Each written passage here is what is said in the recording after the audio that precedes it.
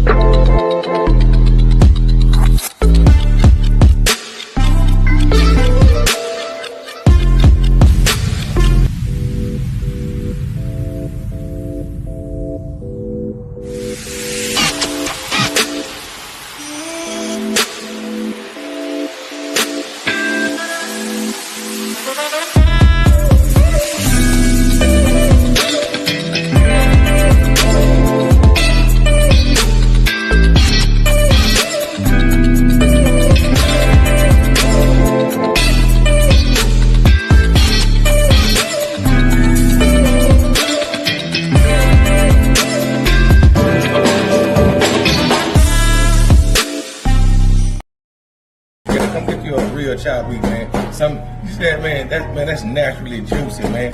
Ain't nothing dry over here, man. That mac and cheese is fresh. Man, that ain't no mac and cheese out no damn box. We don't do no boxes, man. Everything is fresh because we the best, man. Really be doing things, man.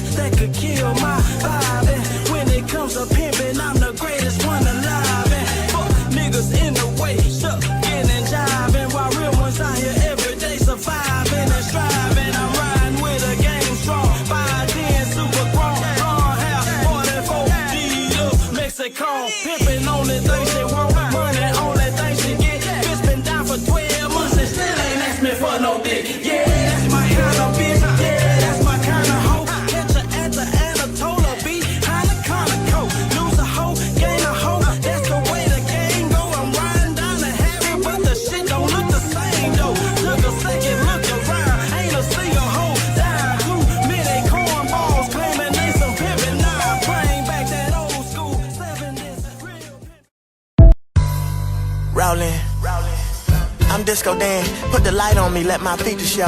On fleek as a ditty, the only way that I keep it so. I'm the prettiest nigga on planet Earth and I'm sure about it. Probably had your bitch getting wicked, you just don't hear about it. Diamonds on my aura, I'm shining, nigga, don't make me mad. I'm a single father to the champagne, now watch me raise a glass. I don't look in no mirror, the mirror look at me. Look, I'm a handful, so brace yourself like some crooked teeth. I'm tired of telling chickens I'm everything that they need and want. Can't spend no time giving it down, that's what a beaver want. If you slipping, I'ma keep you abreast, that's what your cleavage want. I'ma see to it that you know it's shaking, that's what a seizure want. I'm perfect in the flesh, you can't tell me nothing. I jump on these beats and I go poster, don't mail me nothing. I want my nails done, check your funds and go sell me something. And I can't stand a bitch that's green. Ho, is you kill or something? Never mind, keep it cool. I apologize if I offended you. It was my fault from the jump, so I'm sorry that I befriended you. I can't be pulled out of my element. I'm a rare breed, and I stay on my grizzly. I'm a bear breed, I'm breathtaking. When they hear me speaking, they don't dare breathe. God opened doors for me, but I still keep my spare keys. I know I got the right to bear arms, but I wear sleeves. That's why she on her knees while I'm holding back her hair weave. I'm rolling, baby. Roy, what's happening? Now we on to the next line. I'm number 2 on here, so now it's test time. Don't check my watch, baby. I promise we'll have the best time. She said her biggest goal was to be dripped in all gold, so I gladly put this 14-karat pole on her neckline. I'm off the chain like Doberman pinches. Bitch, we don't bark the same. My bell bottoms got swell pockets, that's why I walk the reins. I talked you out your drawers before I caught your name. She asked, will I see you again like a Dr. Rock in the darkest frames? I don't go to Fashion Week, I am Fashion Week. My coat pure as coke dealers, working at haberdashery. I'm slick as Vaseline, I'm sharp as toenails on a dragon feet. You can't fuck with my fit if you want it, my belt of chastity. Cocoa butter brown skin lovers always attacking me. They walk in moisturized, I send them home with ashy knees. Don't drag your feet, this rug costs a couple light blues casually. And don't forget to close the door like Teddy P, that's bingo. I might call you baby, but that's just part of my lingo. You play your cards right, then I take you to my casino. I keep a fine tenderoni, all my tender is legal. Chips in all flavors, you know bitches love some Pringles. Wait, we playing tit for tat, I sign my name on her, that's tits and tats. We switch the tick and tat, I put my X on and she give me gas. She only worth a half hour, it's already 20 past. Trying to kick it full time like a 9 to 5 at Jimmy Jazz. I spin it back if she look plenty bad. I'm in my Henny bag, my bitches be exquisite just like the daughter of Lenny Crab. It's temporary, she gon' limit me that. If I say give me that, then give it back. Nigga, I never finished.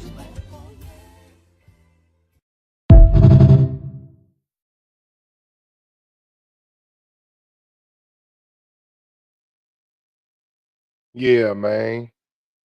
Microphone check 2 1 2. Yes, we are in here. Thank y'all for tuning in tonight.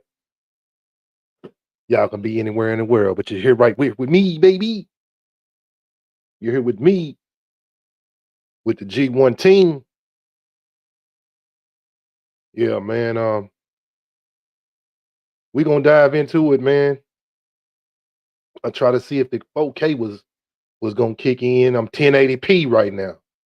Man, can't even do 4K, man. I don't know what's going on. We just can't get high quality right now, man. I don't know what is the problem to get high quality, man. Trying to be 4K right now. I'm trying to be in 4K mode. It's only giving me 1080p. But y'all gotta excuse me, man, if y'all start seeing some 1080p looking stuff. It ain't my fault, man. Hey, I'm trying to do the best I can for what I have.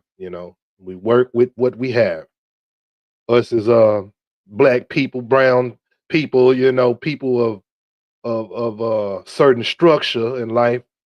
We used to working with what we have, making something out of nothing. We're gonna get to the point, man. RBs, HBs, and FBs, man. They're not curse words. They're short, brief letters for positions in the running back, halfback, and fullback. I told y'all, man, when y'all tune in, y'all gonna learn something, man. Believe me. When you look at all these shows, you're gonna go back and be like, hey, man, he putting together some little, historical things, man, because man, this day and time, we don't know what's gonna happen. A lot of this stuff you might not even find and see anymore, so that's just how it goes, man. Times change, things happen. You just so it's good to know a little history before they try to erase it, because looks like the back of a pencil on a lot of things, man. We're gonna get into the halfback situation. Um, Running back, halfback, and fullback refer to specific positions within the offensive backfield. Each position has the distinctive role and responsibility on the field. Uh, when it comes to running back, RB, the role for a running back is primarily responsible for carrying the ball, running plays, and can also serve as a receiver out of the backfield and are often involved in the passing protection. The type of skills you should have as a running back is speed, agility, vision, and ability to break tackles. That's they those are crucial. It's crucial for a running back to have those things. They need to read the defense and find gaps in the offensive line. You know, type of running backs can be categorized into different types. Such as a feature back, primary ball carrier for the team, change of pace back, a smaller, quicker back who can provide a different style of play. That's when it comes to the running back. RB, HB, the halfback is often it's almost similarity the same, pretty much the same. People call it a halfback, running back. They pretty much almost the same position. Uh, with the running back in many offensive schemes, the halfback lines up behind the quarterback like a running back, and is also a key player in both running and passing. The skills similar to the running back. Halfback needs to be a versatile, capable of running, catching, passing. Same thing as running back and blocking. They often have more significant roles in the passing game, though.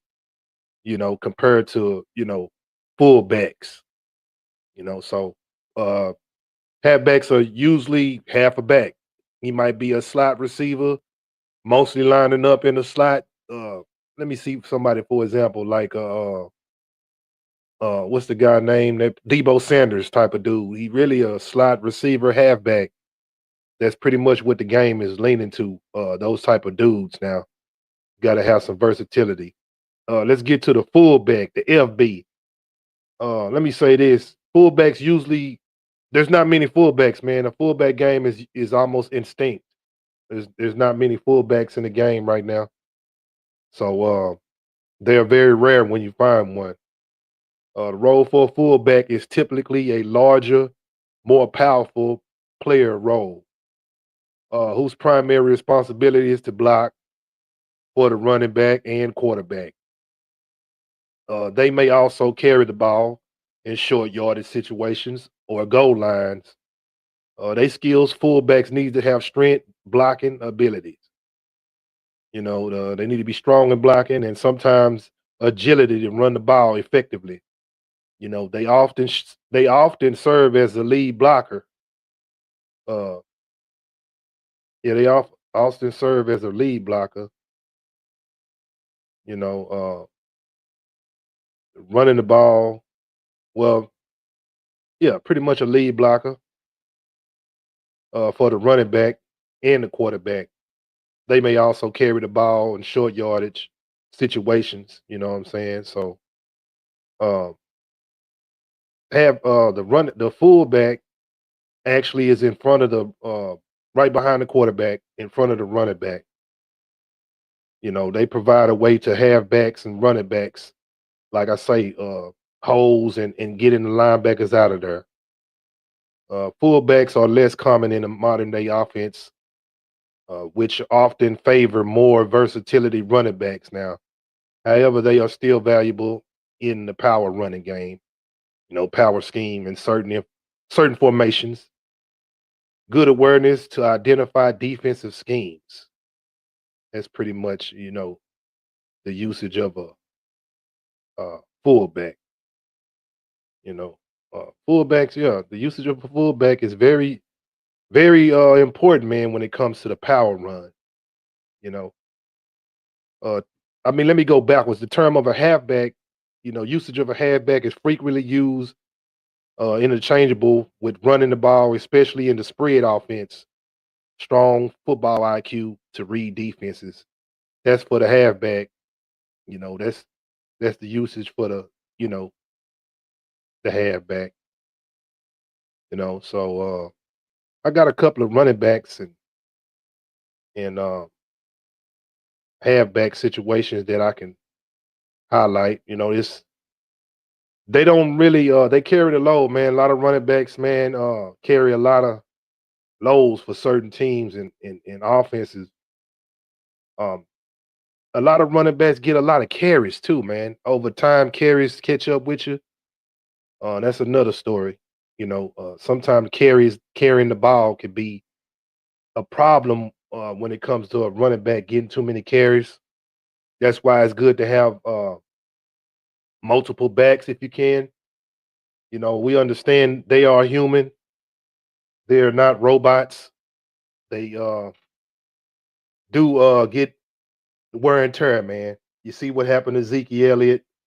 He came out as a rookie running like crazy. Dude had almost 300 something carries in one season, and now look at him.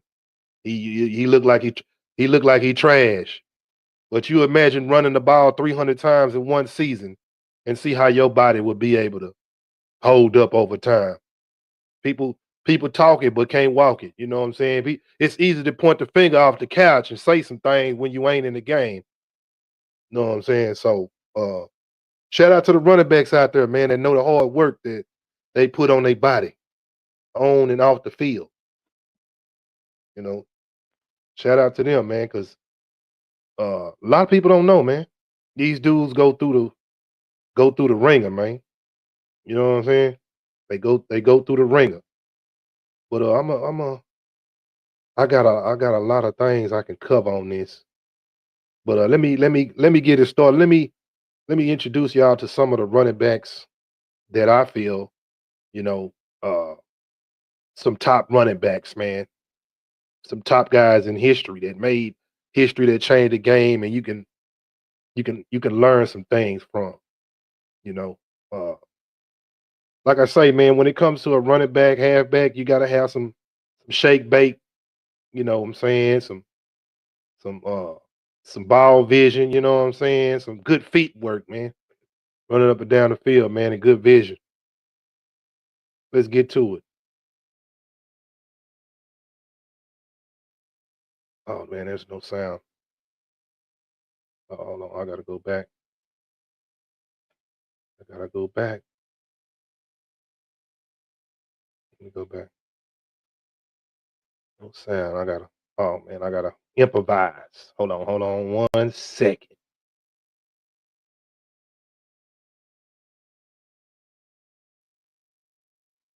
Oh man, I gotta go back again.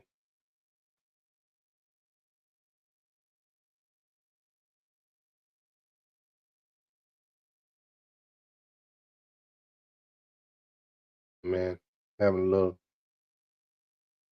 little technical difficulties. Wait with me 1 second. Matter of fact, I'm gonna take a small commercial break, man, so the audience won't be like, damn man, he messing up, man. He messing up, man. He messing up over there. Check out my boy 700. First, I'ma go and count me 100. Rubber band and double back and go and get some more money. Then I'ma go and check on my trap. Phone still doing numbers from the cliff to the south. Switch cars and go and jump in that Benz. Call one of my little bitches, tell her bring out her friends. On Route 12 right now, finna go to the Grove. I ain't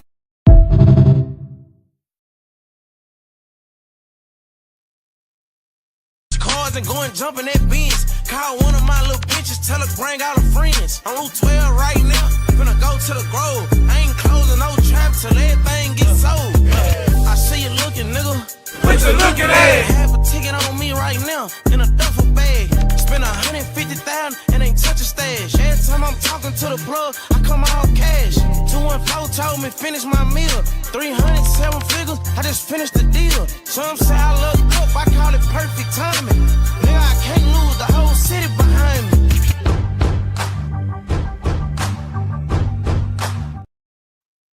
Yeah, man, that's a little bit too much for y'all right there. That's a little bit too much. I ain't gonna even give it to y'all just like that already.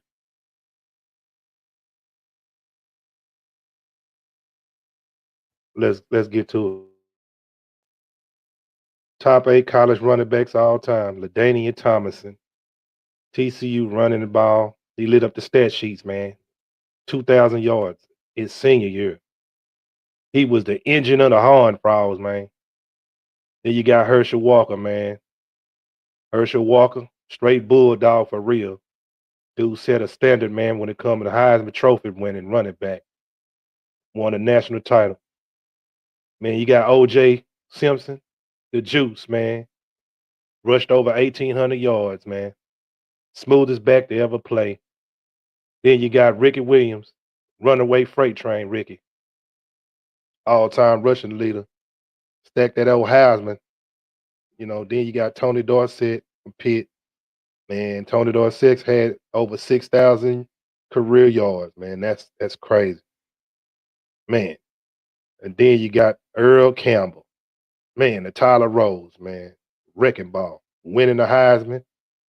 You know what I'm saying? Anybody got tackles was not Stockton. Then you got your boy Bo Jackson. Bo No Diddley. He did it all, man. Most explosive blacks. One of the most explosive backs in history. Then you got Barry Sanders, Shake 'em, Bake 'em, Barry.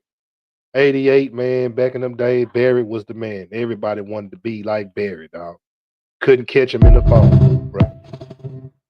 You know what I'm saying? Barry Sanders was like a ping pong that you could imagine, man. But that was one of my top running backs. I hope everybody heard me, man. Hope I wasn't muted. You know what I'm saying? But that was some of my top running backs out of college, man. Matter of fact, I'm gonna run that back, man, because I don't know if I was muted or not. LaDainian Tomlinson, TCU, ran up stat sheets over 2,000 yards. Man, only dude in TCU really to put them boys on the map, Herschel Walker. Like I said, was a bulldog, 5,000 yards in 3 seasons. 82 Heisman Trophy winner. And you got OJ. He won a Heisman also in 1968. OJ was the man, man. And Ricky Williams, out of Texas. He is a Longhorn legend, man. All-time rushing leader in Texas. Tony Dorsett played for Pitt. Tony Dorsett and Bo Jackson actually played with each other for the same team, the Raiders. You know what I'm saying? Man, that was a heck of a backfield, man. Then you got Earl Campbell, man, the guy that named after them hot links that y'all be eating and buying. Yeah, man. That's Earl Campbell, man. Then, that's your boy Bo, like I was just saying, man, playing with Marcus Allen in the backfield, man. Dude was ridiculous, man. And then you got Barry Sanders, man, Oklahoma State. So I hope everybody heard me, man. I'm having a little problem with the sound. But hey, like I say, you can't catch that dude in the phone booth, man. Couldn't trap him, you couldn't do nothing with him, man. But that was my top college running backs. You know what I'm saying? Let me get to the fullbacks. The top 8 fullbacks of all time 8. Mike Allstott, a bruising runner and elite blocker, a fan favorite in Tampa Bay's Super Bowl winning squad. 7. Daryl Johnston, Moose, cleared the way for Emmitt Smith's record-setting career in Dallas. 6. Jim Taylor, a hard-nosed runner and key cog in Vince Lombardi's Packers dynasty. 5. Marion Motley, a pioneer of the position, excelling as both a runner and blocker for the Browns. 4. John Riggins, the Diesel, combining power and speed, carried Washington to Super Bowl glory. 3. Bronco Nagurski, the quintessential fullback dominating defenses in the early NFL. 2. Larry Csonka, the heart of the Dolphins' perfect season, known for his punishing running style. 1. Jim Brown, though technically a fullback, he's arguably the greatest football player of all time.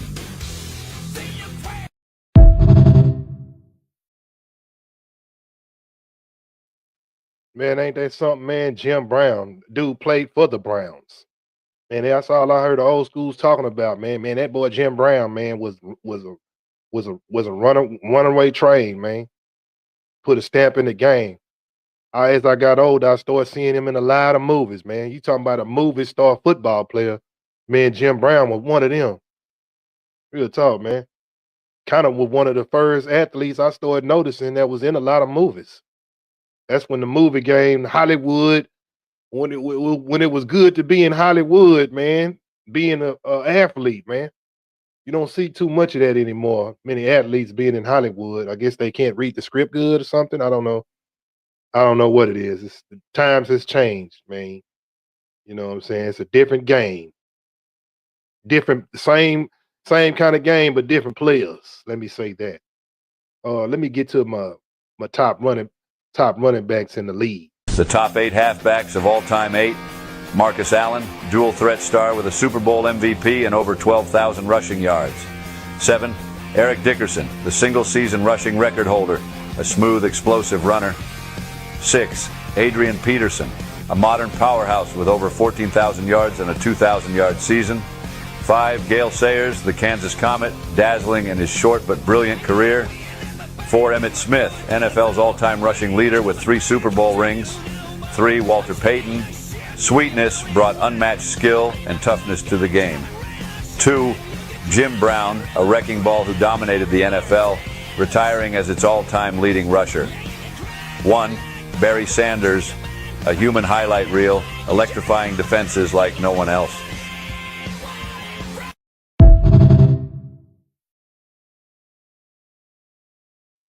Yeah, y'all excuse me, man. Those were halfbacks. Even though running back, halfback is pretty much similarity the same type of player, but like I say, halfback, running back, all them type of skills are pretty much the same. You catch the ball more out of the backfield if you're a halfback, though. Running back, you just that guy is sitting in the backfield and getting the carries. Really, nobody's in front of you. You just running the ball. But some of those players you probably gonna see again because I'm gonna play them again because they are like some of my favorite running backs.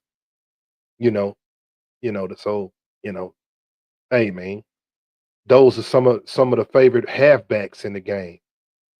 So let's get to some more highlights, man. At number 8, Eddie George, the bruising back who was as reliable as they come for the Oilers and Titans.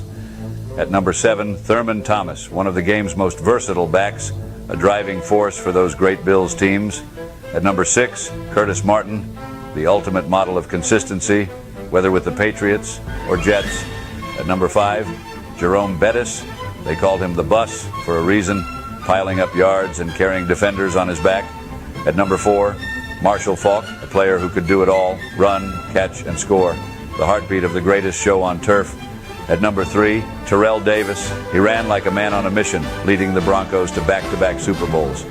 At number 2, Emmitt Smith, the workhorse of the Cowboys dynasty, the NFL's all-time rushing leader. And at number 1, Barry Sanders, the most electrifying runner of them all, elusive, unstoppable, a lion for the ages.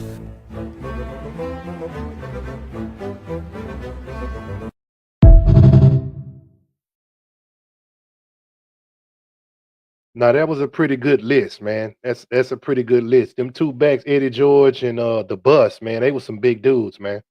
They damn near really was fullbacks of the times, but they really was so good and good on their feet where you can put them in running back, man. You know, they was that gifted in the backfield with their size, man. Some Derrick Henry type of, you know what I'm saying? Type of skills, you know what I'm saying? So when it comes to running backs, man, don't never let nobody tell you can't run the ball if you good at doing it, bro. No matter how big he is. See, a lot of people say you too big to be running. You too fat. You know what I'm saying? Man, Jerome Bettis, man, ran with his belly hanging out, man. Notre Dame, man. You know what I'm saying? Talking about belly hanging out, bro. Running through dudes, man. I mean, that sets a standard to let you know the dude can run. Put him in the game. It's already hard to tackle him anyway. You know you're going to get some yards. You know what I'm saying? Yards after the carry, for sure. Let's get into some more backs, man. Whoa, Nelly, let me tell you about the young man from San Diego, Marcus Allen. Now, folks, I've seen a lot of great players come through the ranks, but this fella here, he was something special. When you talk about tailbacks with power, grace, and vision, you're talking about Marcus Allen at USC. I remember watching him, helmet on, jersey gleaming under those bright Los Angeles lights, and boy, could he run. He wasn't just fast, he was smooth, gliding through defenses like a hot knife through butter. And when he cut upfield, there wasn't a linebacker in the country who could keep up. He had this instinct, this sense of where the play was going before anyone else knew what was happening. But it wasn't just about speed. Marcus had a work ethic that was second to none. He was the kind of player who would carry the ball 30, 40 times a game if that's what it took to win. And win he did. I'm talking about the 1981 season when he rushed for over 2,300 yards and became the first player in NCAA history to gain over 2,000 yards in a single season. The man was a machine. I'll never forget calling his games, seeing that Trojan helmet streaking down the field, breaking tackles, and leaving defenders grasping at air. And when he crossed that goal line, the crowd would erupt, and you knew you were witnessing greatness. Yes, sir, Marcus Allen was the real deal, one of the greatest to ever lace up the cleats at the Los Angeles Memorial Coliseum. Folks, if you didn't get to see him play, you missed out on something truly special. Marcus Allen was more than a football player. He was a Trojan legend, a generational talent. And let me tell you, they don't make them like him anymore. Oh, what a sight to behold.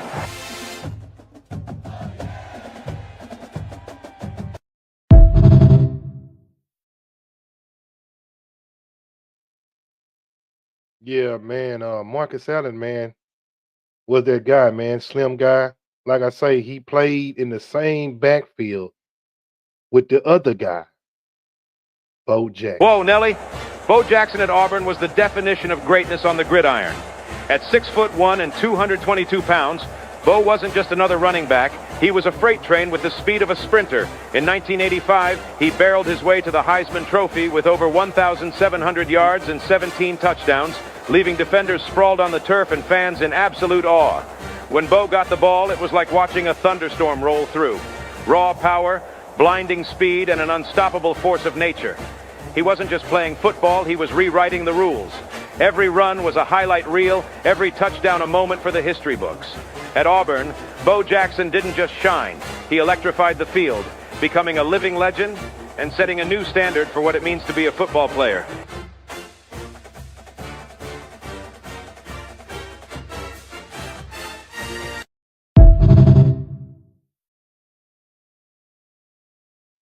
Whoa, Nelly. Whoa, Nelly. And that's, hey, them two dudes was in the backfield together. Boy, I remember playing Tecmo Bowl, man. First football game that I liked that was on Nintendo. Yeah, throwback, blow the cartridge, get the dirt out of it, put it in there and press power, man. We gonna play Tecmo Bowl, man. You know what I'm saying? And if you pick the Raiders, you already knew what time it was with the Raiders. You know what I'm saying? Because you had Bo Jackson and Marcus Allen in the backfield together, man. Dude, you just run the little patterns. Bo Jackson was so fast, you didn't have to run the zigzag pattern, you know what I'm saying, much when you run it down the field with him. You just give him the give him the ball and he gone. You know what I'm saying? And you had both of them in the backfield, man. That's people just running the ball all day with them plays. You know, the dudes just pop off of them, breaking tackles. It was just ridiculous, especially on the game. But Bo Jackson probably would have been one of the greatest running backs in the NFL too if he wouldn't have broke his hip. The bad hip injury he had, you know, that really was kind of sad on that part. But he played baseball and football. Actually, him and Deion Sanders, they probably was the first baseball football players of the time of the 90s back then. Letting people know that we athletes, man, we do this. You know what I'm saying? So we don't have that too much no more. It's not the players that play both ways in the game and actually great at it. I'm talking about not playing it and then like, oh man, I didn't even know he was on the team. Nah, I'm talking about really great at it. You know what I'm saying? So and Bo Jackson was that dude, man. That's no joke about that. Let's get into some more RBs and HBs, man. Whoa, Nelly. Bo Jackson at Auburn was the... Let me tell you about one of the most electrifying players to ever don the burnt orange of the Texas Longhorns, Ricky Williams. This young man from San Diego was a runaway freight train in cleats, leaving defenders grasping at air as he rumbled, bumbled, and stumbled his way into the record books. In the late 90s, when Ricky hit the field, it wasn't just football. It was pure poetry in motion. His powerful legs churned through defenses like a hot knife through butter. And by the time the dust settled, Ricky had rewritten the NCAA record books, capturing the Heisman Trophy and the hearts of Longhorn Nation. A truly magnificent sight to behold, folks. Ricky Williams was college football at its finest.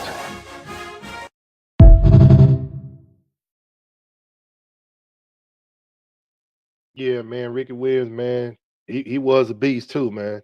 Big guy. I really felt like Ricky played baseball too, man. Heard he was a baseball guy, you know, but he just played football. He stuck to one sport once he got further up in the league. His career, man, was very strange and disappointing. I'm gonna be honest with you about that. Reason why I say that is because his career, man, could have been longer if he would have stayed healthy. His beginning of his rookie season, through his rookie contract, he got drafted to the New Orleans Saints.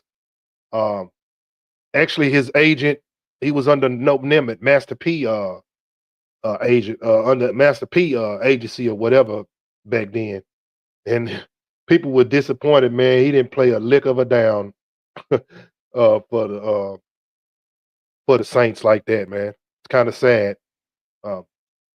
But Ricky Williams took a break from football, like a year or two, came back and played for Miami and was running good. It's like he had to give his body rest. You know, everybody talking about he stopped playing football because he was smoking weed. And he might have been smoking blunts, smoking weed. Who's to know? The weed might have resurrected him and gave him the opportunity to, you know what I'm saying, get back on the field. Smoke a little weed for a couple of years, think about it, get your mind together, and come back. Hey, to each his own, you know what I'm saying? I mean, well, people talking bad about Ricky Williams, man. Can't believe how bad they were. It's kind of funny how things have changed, man, about the weed stuff, the players smoking and all this kind of stuff. but then now they legalize it in certain states, and it's not too bad as it seems. It's just the world just don't accept things because it's just too behind on what's going on.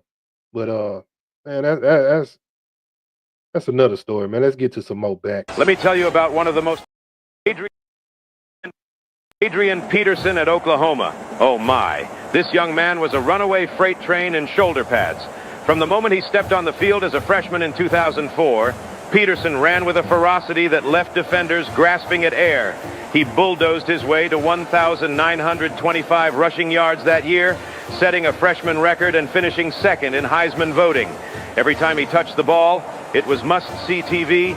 He had the speed to break away, the power to run over you, and the vision to find daylight where none seemed to exist. By the time he left Norman, Peterson had cemented his place as one of the all-time greats in college football, and the Sooners had a bona fide legend on their hands. What a player, folks. What a player.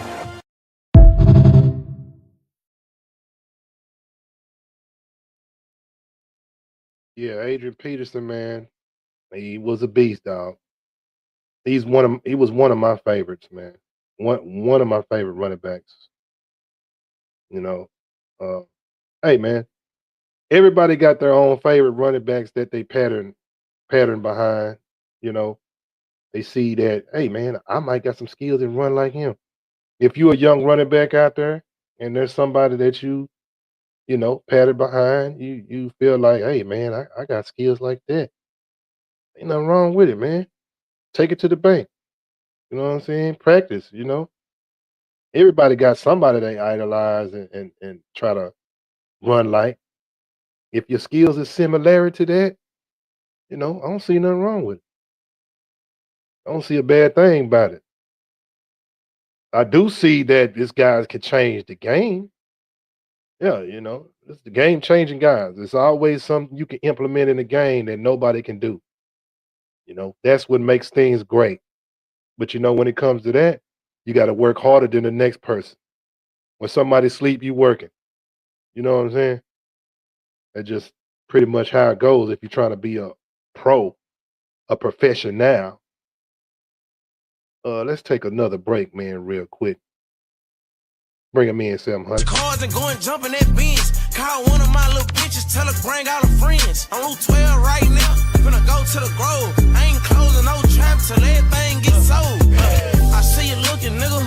What you looking at? Have a ticket on me right now in a duffel bag. Spend 150,000 and ain't touch a stash. Every time I'm talking to the plug, I come all cash. 214 told me finish my meal. 307 figures, I just finished the deal. Some say I look up, I call it perfect timing. Nigga, I can't lose the whole city behind me.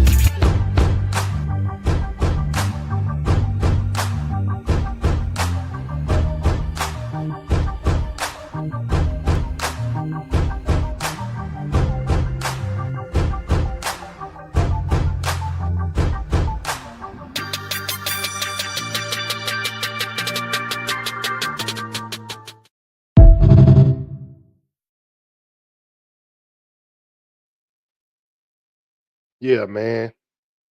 Y'all shout out to them boys out there, man. Zillionaire Doe, Montana 700, man. The young guys out there doing their thing, man. Y'all go support. Back to the running backs, man. You know, this dude right here is actually from the city. Yeah, he actually from the city, man.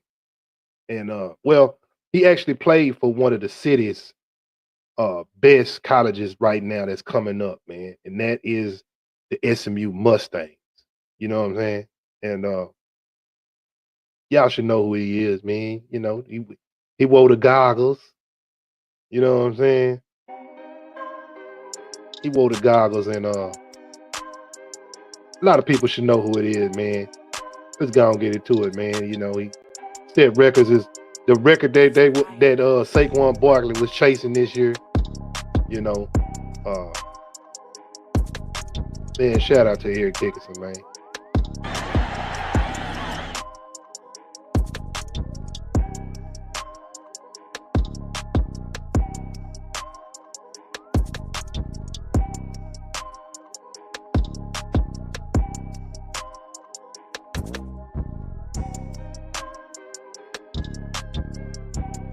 Shout out to the Eric Dickerson, man. Like I say, it took a lot for a person to get to that point to break records, man, and where he is now. So I look at that as a goal, a goal nobody's ever reached. But hey, man, shout out to Eric Dickerson.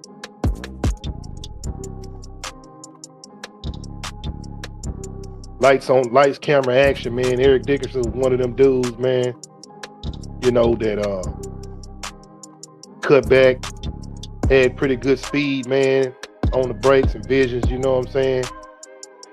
And he also played for the Colts, man, played for the Rams, man. That was when they was called the Los Angeles Rams. See, the Rams left LA, went to St. Louis, then came back. That's another story. Team switching, going back and forth. But a lot of dudes trying to catch up to his record. He set a big record, man. And he didn't want Saquon Barkley to break that record, man. But somebody, when records are set, records are meant to be broken. You know what I mean? So you gotta understand the game, man. Somebody coming. Believe me, when you think you're doing it, somebody else out there trying to do it better. Dude, trucking dudes too, man. You know what I'm saying? With the speed, getting to the outside, getting the shoulder pads low. He looked like he was pretty tall, man. So it's not the easiest thing for a tall guy to get down the field and make plays like that. But shout out to Eric Dickerson, man. That's what everybody wanted to be like back in the day when I was young. That's all I used to hear. Eric Dickerson this, Eric Dickerson that. You know what I'm saying? That's all I used to hear. But shout out to Eric Dickerson, man. Gonna play some more running backs for y'all.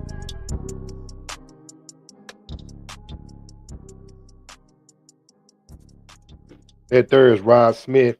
He really was a speed back, man. The guy would just take it to the house on a lot of plays. You see how he running. He cut back and know what he got. He know what his speed is. He was one of them just take it to the house. See, everybody got their own skill and attribute and what they good at doing. And he was one of those. He's kind of an underrated running back. Nobody really talked about him that much. But Rod Smith, man, he was a speedster. He get that corner, he gone. You see that? Looked like Randy Moss was blocking downfield. Looked like that's who that was blocking. Randy Moss? Yeah. No. I do remember this guy, man. He was even fast on the game. His problem was he just never stayed healthy a lot. He wouldn't stay healthy a lot, man. That was his only little downfall. He didn't stay healthy enough to, fulfill the opportunity to be one of the super elite running back. That's why a lot of people don't know too much about him. But Rod Smith was one of them dudes, man. Y'all can't really sleep on him. You know what I'm saying? Don't sleep on old Rod, man. You know what I'm saying? Don't sleep on him. Because he is part of history with the speed. Now we finna get to another running back. Let's talk about your boy, Le'Veon Bell. Back to Le'Veon Bell on first down. Big hole. Le'Veon Bell goes hurtling inside the 30-yard. As a result of the penalty. Hand it off to Bell. There he is. That move he made against Boise State. Le'Veon goes airborne up over the top of Zeke Mata. For 245 pounds, but he gets up in the air. But look at all the white jerseys. Bell to the outside, jumping over Mullen, and Bell out of bounds inside the 5. Highlight from earlier in the season. This looks like a replay. He just goes right over Mullen.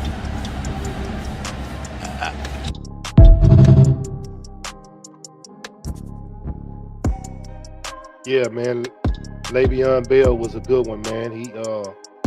You see, he started the hurdle game a little bit, man. He looked like he started something. Yeah, he looked like he started something, that old hurdle game, Shout out to the hurdle game, man. Them boys jumping over dude. Everybody can't do that. I do remember Le'Veon Bell knocking out Adrian Peterson, though, man. Say, man, that celebrity boxing match, that was crazy. I know people have seen it, man. I ain't got the footage on me, but I can pull it up another show. But bro, I can't believe Adrian Peterson got slept. Man, Le'Veon Bell slept Adrian Peterson, dog. One of the greatest running backs. One of my favorite running backs got slept. But hey, it's boxing, man. At least he had the heart to get in the ring to do it. Everybody ain't gonna do that. But man, shout out to Le'Veon Bell, man. Ding ding. Now we finna get into another running back, man. Oh man. True Kansas City Chief legend, Priest Holmes. Oh, that ain't Priest Holmes. My bad. My bad, y'all. Ain't Priest Holmes. That's Priest Holmes. Yeah, I apologize. I gotta get my stuff right. But Priest Holmes, man, this dude here was a monster. I think he went to Texas. If I'm not mistaken. I think he went to Texas A&M or Texas, one of them schools, man. Somebody help me on that. I gotta do my research. But he was a beast. Priest Holmes was, man. I remember it was lightning and raining one time, and lightning struck the statue, the statue. I don't know if it was a Hall of Fame game or something. And I'm like, well, I know this dude got to be something special, man. If that, his name is Priest Holmes, man. That tells you a lot, also too, you know. But he was very underrated, man. A lot of people don't talk about him that much. You know, this dude would run through you, run over you, hit the hole and gone. Kansas City Chiefs had them a real one, man. Priest Holmes, man. Take it home. Jumping over the pile, man. I think he was one of the first kind of guys that started doing that leap over the pile in the end zone. He once solidified that. Look at that good feet work, man. Cutback vision. Man, that was some good cutback vision right there, man. Take it to the house. Good cutback vision and good balance. And shout out to Priest Holmes, man. Oh, Priest Holmes, man. And we got some another running back up here, man. Old 49er, Ricky Waters, man.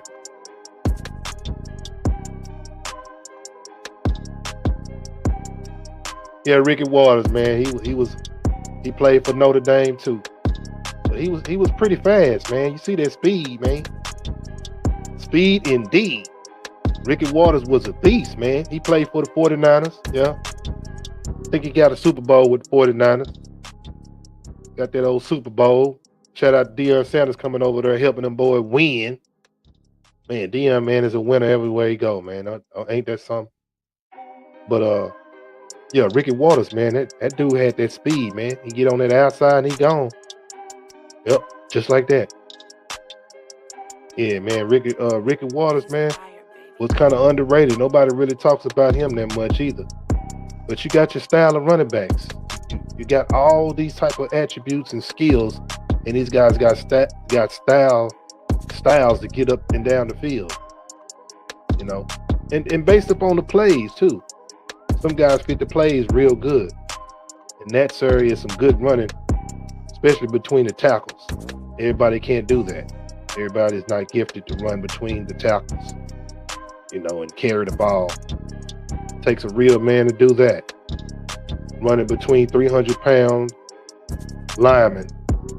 It was a good breakaway play right there, man. Shout out to Ricky Waters, man. Then we got your other running back that played for the Rams. Man, the Rams be getting some good ones, man. They be getting some pretty good ones, man. You know what I'm saying? Rams be getting some good ones. I don't know, his career didn't last too long, but he came out of Georgia, and it's your boy Ty Gurley.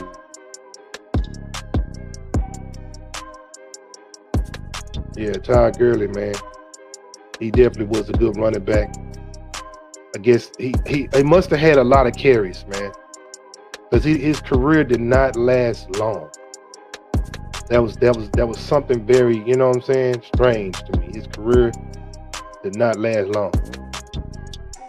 You know, I think actually he had a major injury in college. Something had to deal with his leg, so he had to kind of bounce back just to even get drafted. And he did a pretty good job. You see in the lead running, running pretty good. But like I say, Todd Gurley was a good one, man.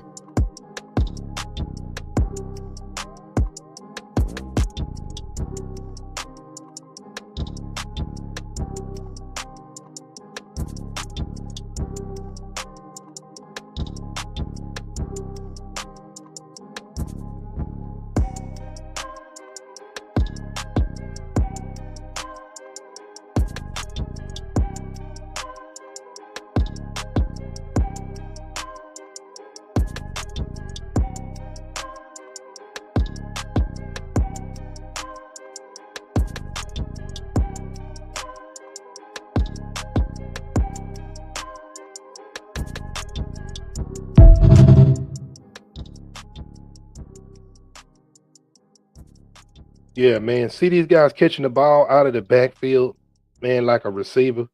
Man, you gotta have dudes like that in this day and time, man. You gotta have that. It's very important to have a guy that can catch the ball out of the backfield. You know what I'm saying? And that he was doing that. That is a for sure.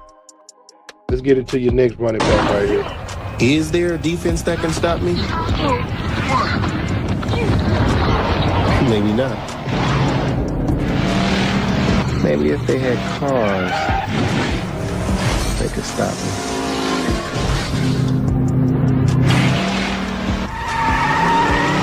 Maybe not.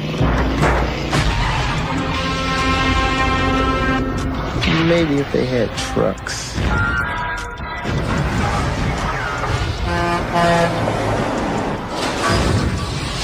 Maybe not. Maybe if they had helicopters.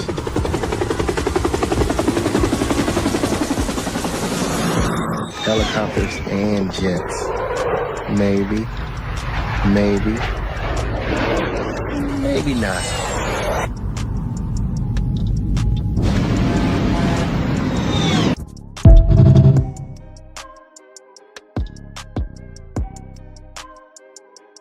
Man, that's Marshall Faulk, man. He was one of my favorites too, man.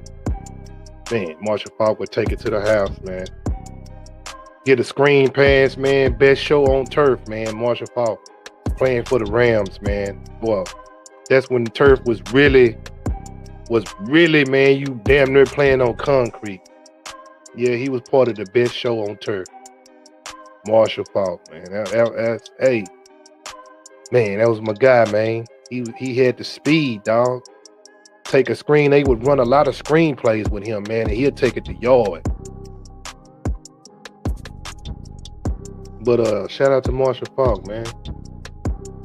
Shout out to the business of the Faulk. You know what I'm saying? Marshall old Faulk. Gotta know about Marshall Faulk, man. If you don't, man, he got more highlights out there, man, for the Rams, man. But let's take another small commercial break real quick. Take another commercial break, man, and Montana, don't do it to him, man. Don't do it to him, Montana. Gonna go to the Grove. I ain't closing no trap till everything gets sold. Walk in the club, time to pop a couple bottles. Chains hitting hard. When I walk, they just follow. One night only, tryna leave out with a model. Send her home 5 a.m. and might not even call her. When I wake up in the morning, it's back to the trap. Inventory full, I'm the one that's keeping all account. No tripping, he tryna go fuck with this shit with a stamp. Beating the block down, it sound like I'm riding with an amp. That's my phone ringing. They keep telling me to rap, but the dough swinging. Spend 100 right now, just give me a reason. Time to buy another watch, switching by the season.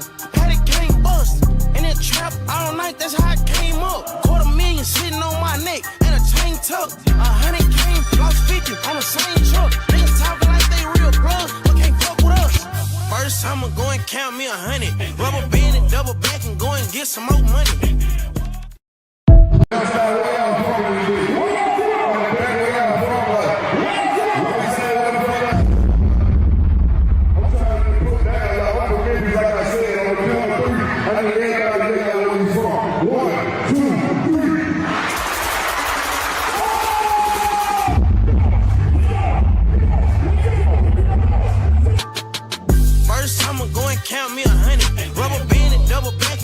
get some more money. Then I'ma go and check on my trap. Phone still doing numbers from the cliff to the south. Switch cars and go and jump in that Benz. Call one of my little bitches, tell her bring all her friends. On Route 12 right now, finna go to the Grove. I ain't closing no trap till everything gets sold. Local bread ruckers. I told you nigga, on a big chain. Local bread ruckers. Slice Man, airline raw way. Come on, bro. On there. Checking it, ain't no if I can do it, everybody can do it. Stay down for this shit.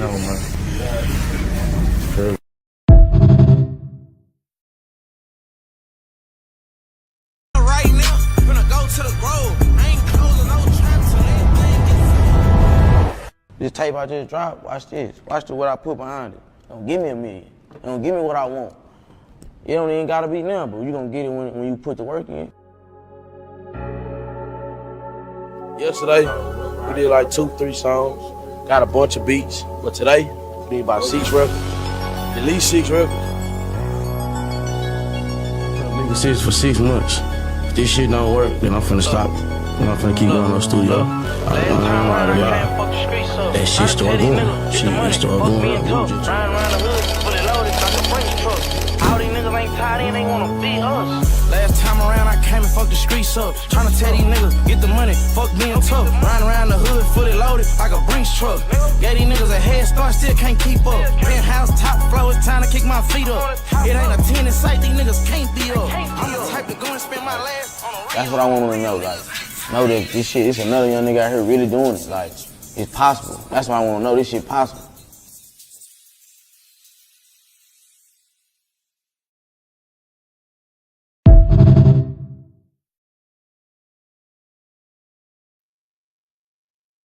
Yeah, it's possible, man.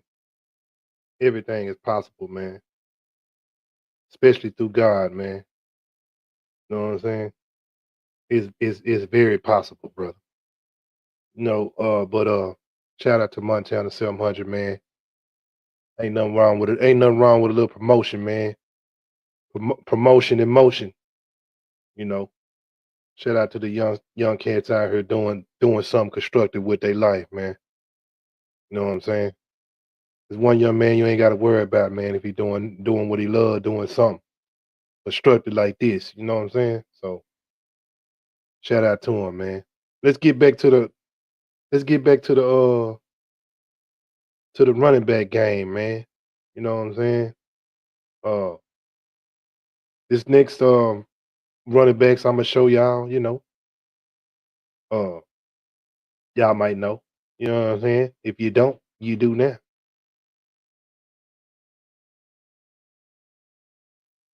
And that is Clint Portis.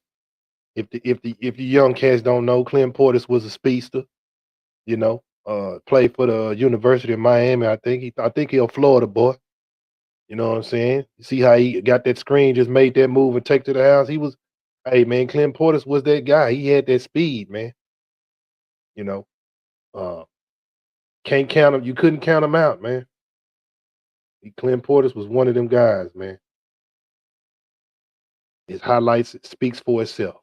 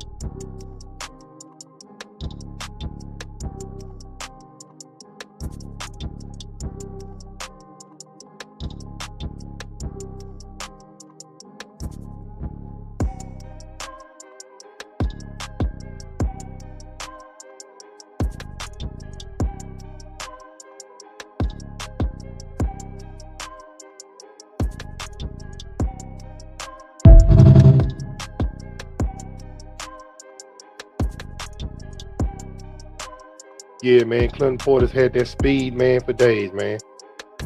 Speed that's undeniable, man. Take it to the house, man. Everybody ain't gifted to do it, but he was one of them dudes gifted to do it. He took it to the house every time he got the ball.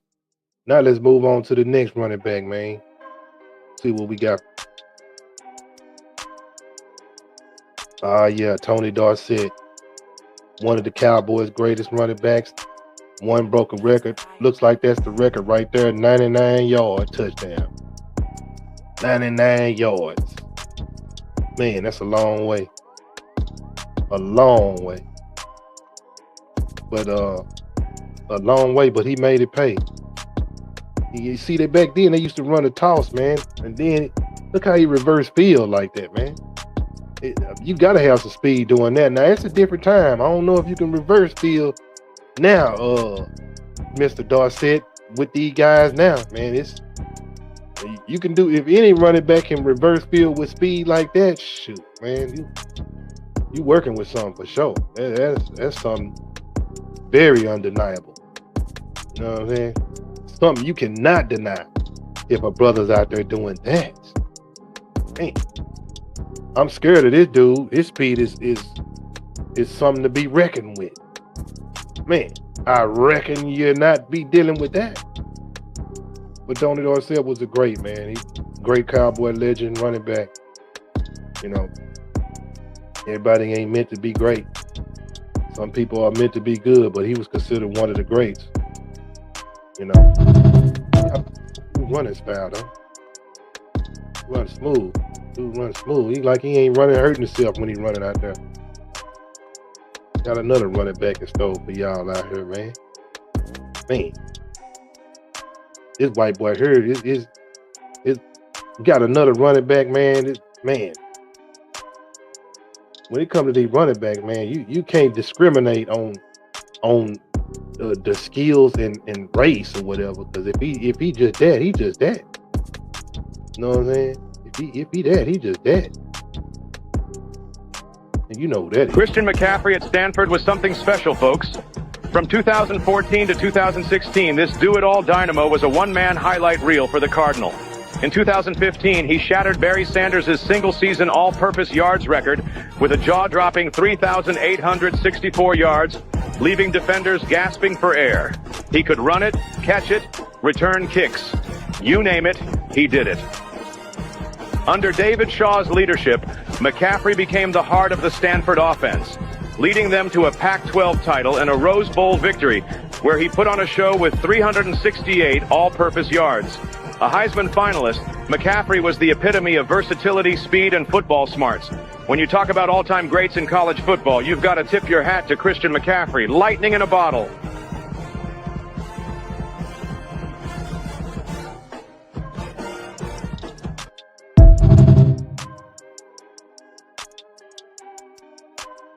Yeah, Christian McCaffrey, man, white boy cold, man. You see, he played for the 49ers, man. Injuries, he's injured. He's been injured a lot, man. Based upon a lot of carries he's been getting over his career and years. That makes a difference, man. When you carry the ball so much sometimes, you got to understand, if you get a guy like that, man, you got to have somebody else not give him the ball so much. But even Christian McCaffrey works out so much, man. Sometimes these guys work out and they might overwork themselves, man. So, but that's a cold white boy, man. Say, man, man, say you would think he was a brother the way his feet working and all that out there, man. Real talk. But Christian McCaffrey, one of them, man. That's why he got broke off. But shout out to Christian McCaffrey, man. We got another running back. Like I say, some of these running backs you done already seen, but you gonna see him again. Because some of these dudes are my favorite. Like this guy right here. Marshall Faulk at San Diego State. Now there was a dandy of a running back. From 1991 to 1993, Faulk was pure electricity every time he touched the ball. As a freshman, he burst onto the scene with a jaw-dropping 386-yard, 7-touchdown game against Pacific.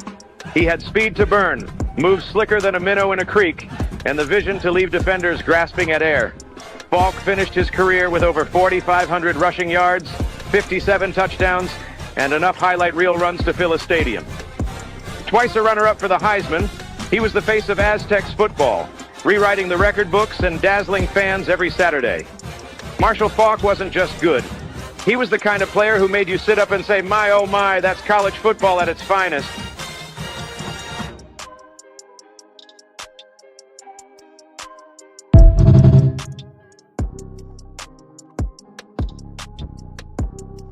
Yeah, man, that's one of my favorites, you know. Old Marshall Faulk. You know what I'm saying? it ain't my fault that you got Marshall Faulk. You know, shout out to Marshall Faulk, man. He was one of my, you know, it's one of my favorite running backs right there, man. One of them.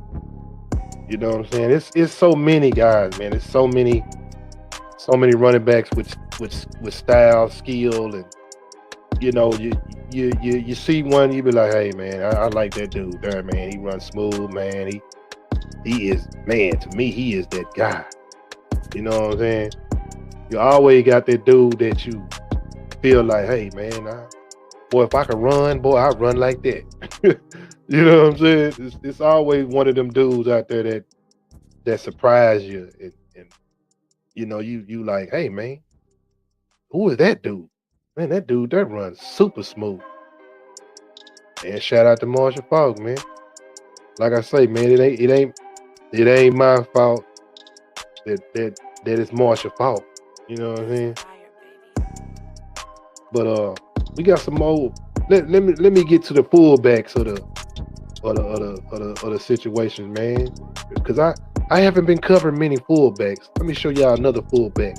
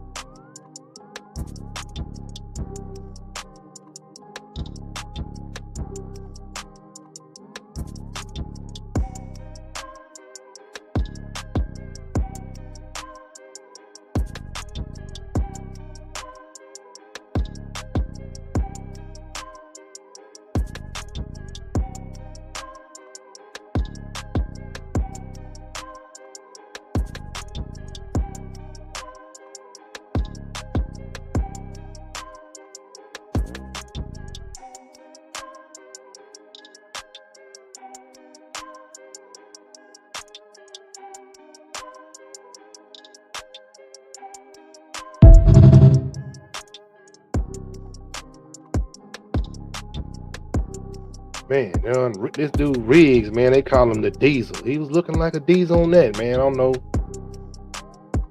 man. He running on Diesel, man.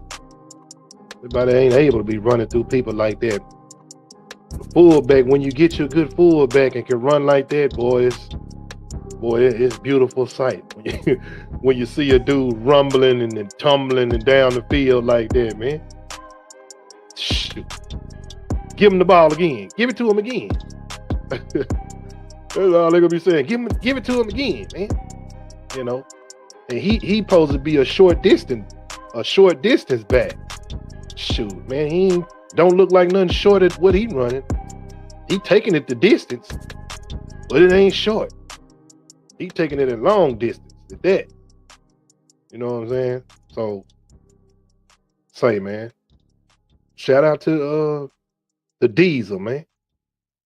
Let's get into some more running backs, man. Now let me tell you about Darren Sproles down at Kansas State.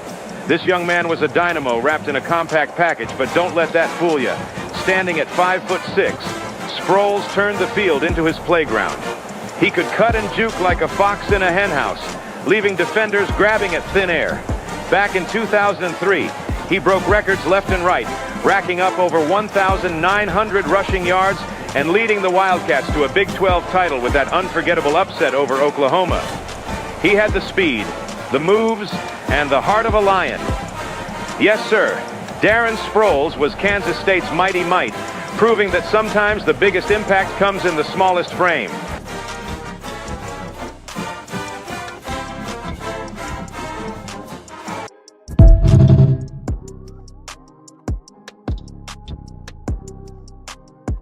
Yes, sir, man. Darren Sproles, a little lightning bug, man, in the package, man. That dude, he was exciting to watch, especially for a guy his size, man. Shout out to the little guys, man. Y'all got to give them dudes credit. They out there running on them. And he used his side to advantage, you know. Can't see him. By the time you see him, he gone. He down the field. All the way down the field. Out of there. Yeah, Darren Sproles was a great special teams returner. You know, hey, man, once LaDainian Tomlinson left San Diego Chargers, man, Darren Sproles became the guy. And, hey, they thought he was too small for the job, but nah. Not a task too tall or too small for Darren Sproles. Shout out to the running backs and the little guys with the skills to make a miss and hit the hole and disappear on.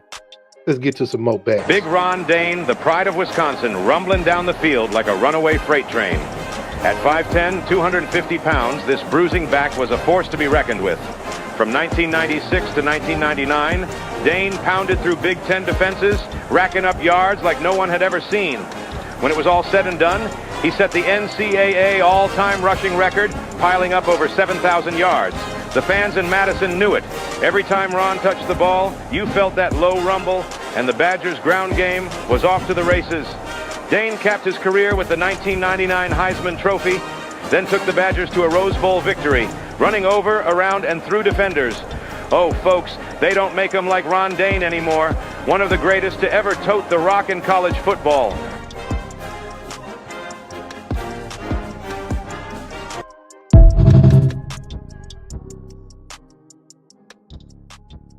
Yeah, sir. That is truth, man. Ron Dane. Hey, he what that was. The dude was a runner. I think he got drafted to the New York Giants. If I'm not mistaken, he was drafted to the Giants, and I don't know. His career didn't super propel, man, because injuries, man. Injuries caught up with him, man. He probably had a lot of carries. And then when he got to the league, he got more carries. So that didn't carry on too good as his career, you know, didn't turn all the way around. You know what I'm saying? That's why I say these carries, they catch up to you, bro. You know what I'm saying? So, but let's take a small commercial break real quick, man, and we'll definitely get back to the running backs.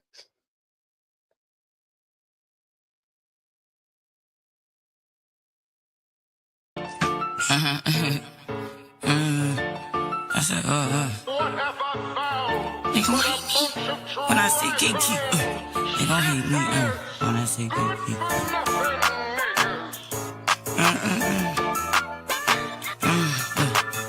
I missed the beat drop. No, did I? I'm just talking. Ready? Here you go. This is for my enemies. This is for my bloody beat me. Thinking you gon' stop a cut, you gon' have to see on me. Oh, so what with it? Since I'm giving passes, I say, oh, I ain't bull with it. This is call to action. I said black cars do not exist. That's on Ruby Ridge. With my hand up like Panther. Bought a bit of fist. Pull your pants up and man up. Tell me who you with. I said, oh, they gon' hate me when I say gatekeep. Gatekeep. Gatekeep. When I say gatekeep, they gon' hate me. Gatekeep. When I say gatekeep, they gon' hate me. When I say gatekeep, I ain't gotta say it cause you know I'ma keep the pace.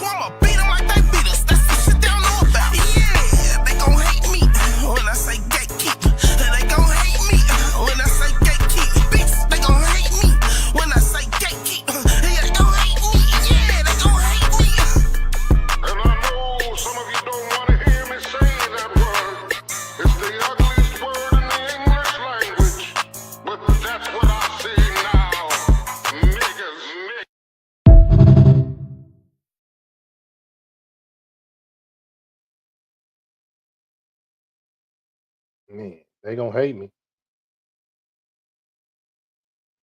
Shout out to Fear Perfect, man. She out here doing her thing, man, in the music game. Shout out to Fear Perfect, man. She is out here doing her thing, I can truly say. But let's get back to some running backs, man. Let's get back into the game.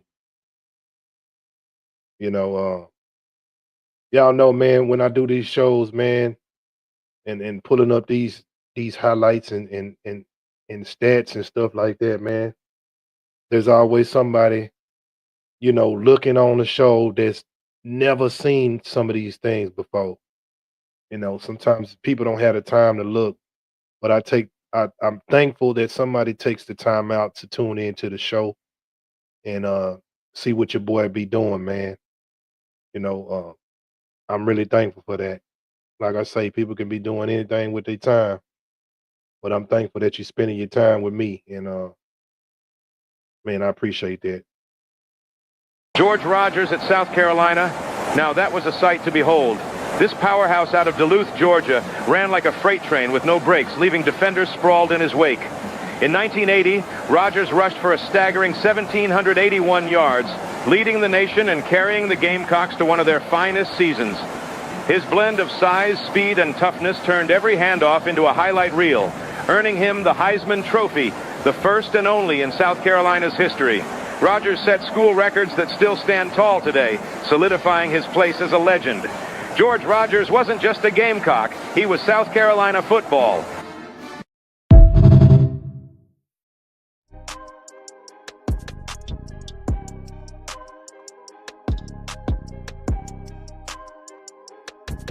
And I didn't even know South Carolina had a guy like that, man.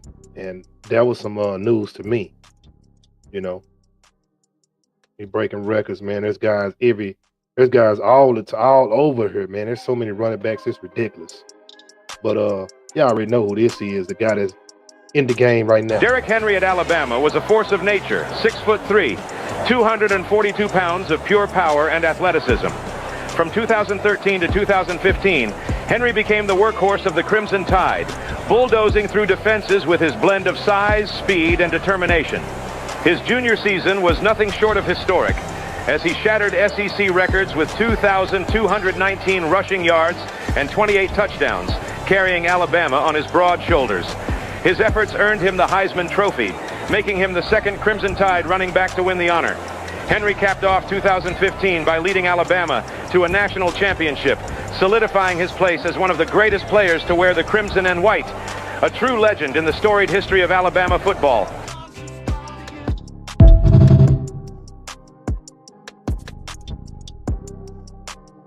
Yeah, man, Derrick Henry, and he's still in the game, making plays, breaking records. Can't forget about him, man. He's still doing what he do. That's why I say, man, I don't know why the Cowboys didn't take a chance in getting Derrick Henry, man. Would have made our team a lot better, especially running the ball, man. No offense to Zeke, but you imagine Derrick Henry and Zeke Elliott and Rico Dowdle. I don't know, man. That's just another story. And like I say, Derrick Henry is one of them guys, man. Big running back. Still got the skills, stiff arm, still change of pace running back. Gotta have him.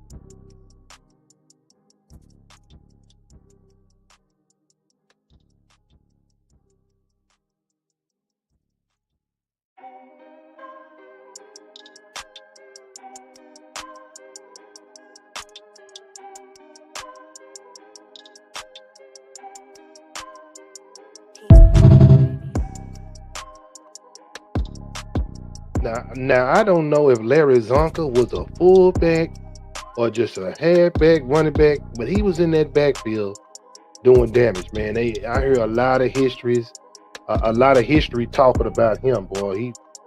It was ridiculous on how this dude was running back in the day. I don't know if he considered, I don't know what race. I don't know if he white or Hispanic. He might be white guy, but man, he ran hard back then, man. Man, shout out to the hard runners out there, man. Let's get to some more back.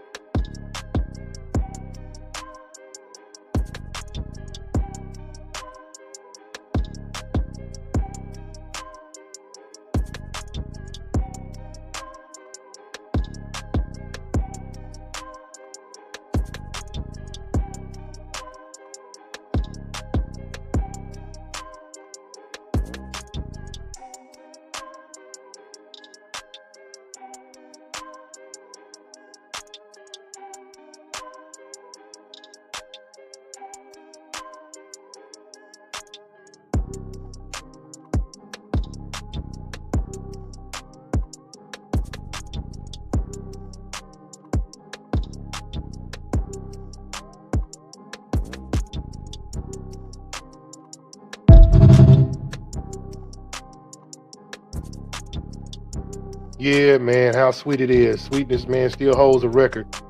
Well, Emmitt Smith just passed Sweetness record, but him, Gale Sayers was Chicago Bull running back legends, man. Straight legends of the game, bro. Let's get to some more backs, man.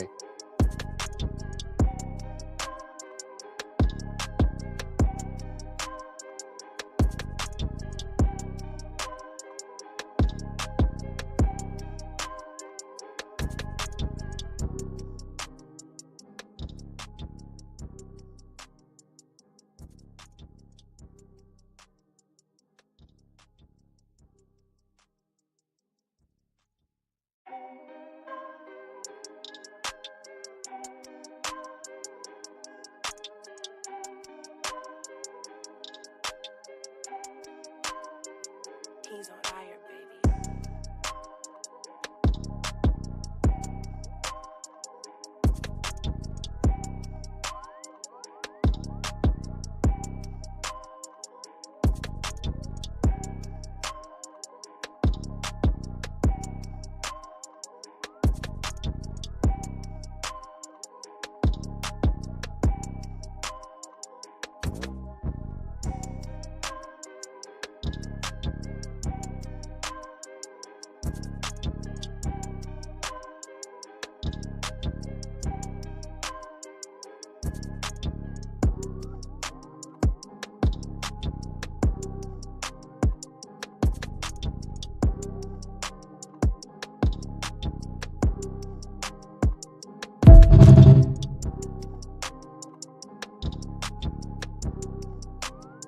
Yeah, man, Reggie Bush, man.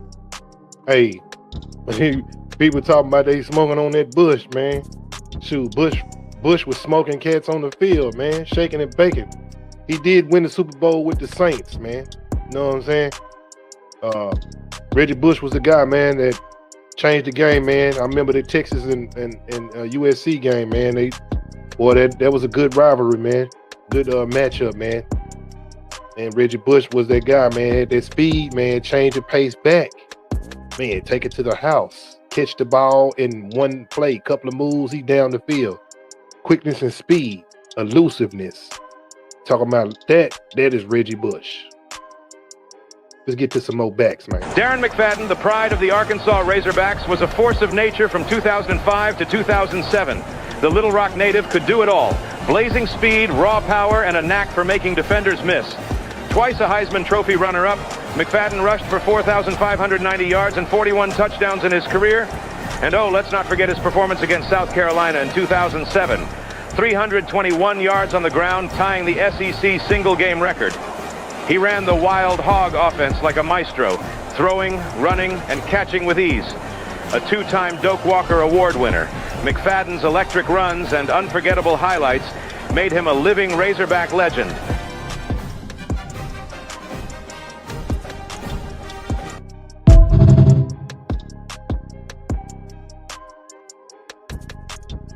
And actually, Darren McFadden, I think he was drafted to the Raiders, man. Good running back. Cowboys actually could have had a chance to draft him, but they drafted Felix Jones instead. Either Felix Jones or Julius Jones. One of them Joneses. One of them. Felix Jones, they were saying the fragile Felix. That's what they used to call him or whatever. But hey, one of them Joneses, dude, we drafted that year that we could have got him, but we didn't get him. Unfortunately, the Cowboys got one of the Joneses. I don't know if it was Julius Jones. It was one of them dudes, man. Back to the running back game.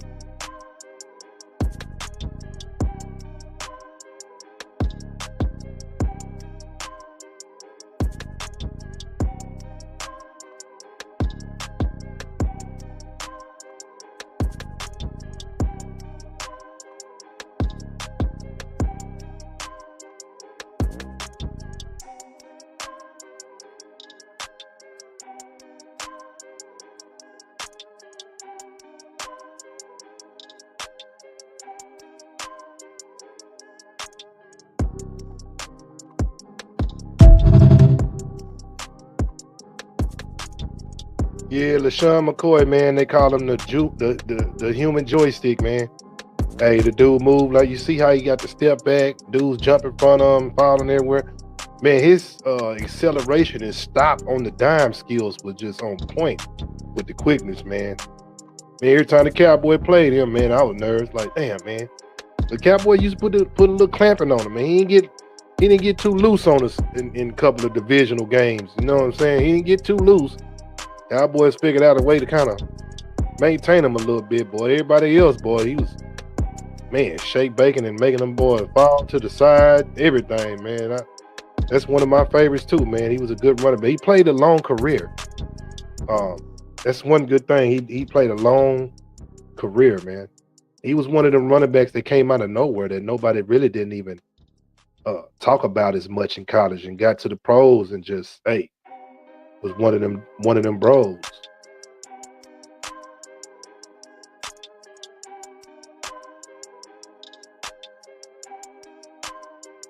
He's on fire, baby.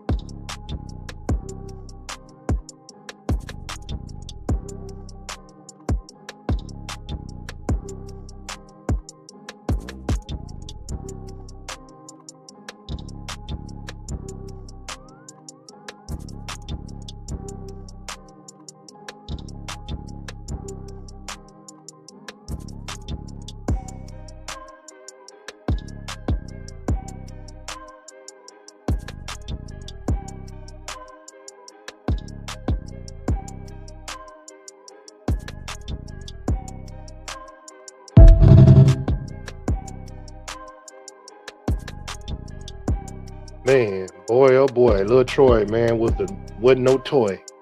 Dude, her running, hey, a running back like that with size, you would not think run hard like that and run like that. But man, he was something else, man. You can't take nothing from him, man, with dudes with skills like that. But let's get into another running back.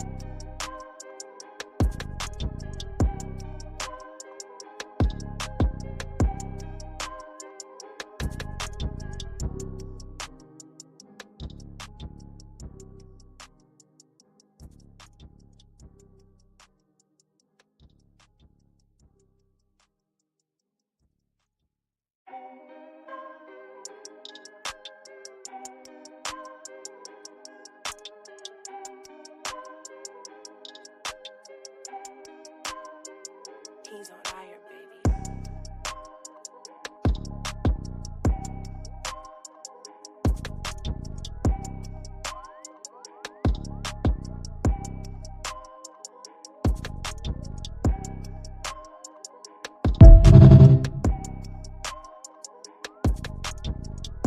Yeah, the Terminator was something else, man. He made it to the Super Bowl, I think 3 times, man. Cowboys beat them 3 times. Well, no. They went to the Super Bowl 3 times. Cowboys beat them twice, man. Imagine the Cowboys playing and stopping the Terminator, man. He came to the Cowboys, man. He put the ball on the ground a couple of times. Yeah, he did fumble it old rock, man. Put the ball down, man. Defense win championship for sure. And Thurman Thomas, man, he was a good running back. Did you actually know he was the running back starting in front of Barry Sanders, man? I know people done seen so many Barry Sanders highlights. I would show y'all, but man, hey. But like I say, he was starting in front of Barry Sanders. I couldn't believe that. But Barry had to have somebody to learn from in front of, and Thurman Thomas was a good guy to learn from. On to the next running back. Let's go.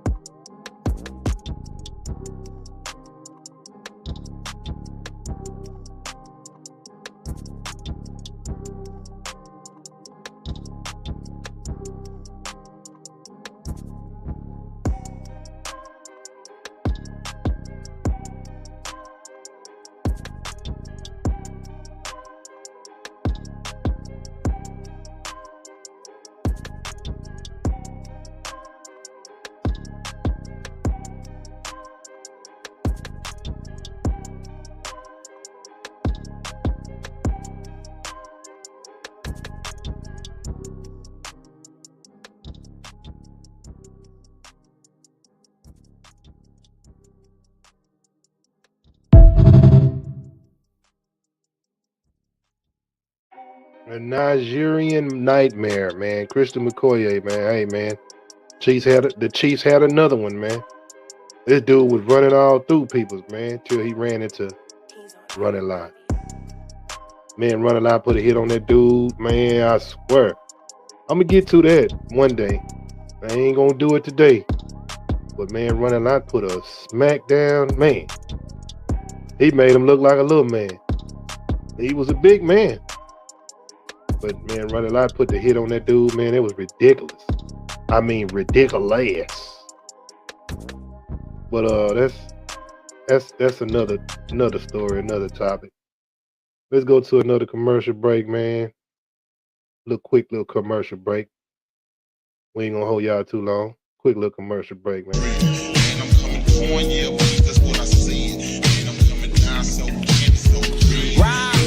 Welcome to the place they call a Lone Star State. Sliding like skates, double cup full of grapes. Bad bitches like to watch, fuck boys gon' hate. Versace all on my skin, my shirt look like Drake. Every day a celebration cause we touching the cake.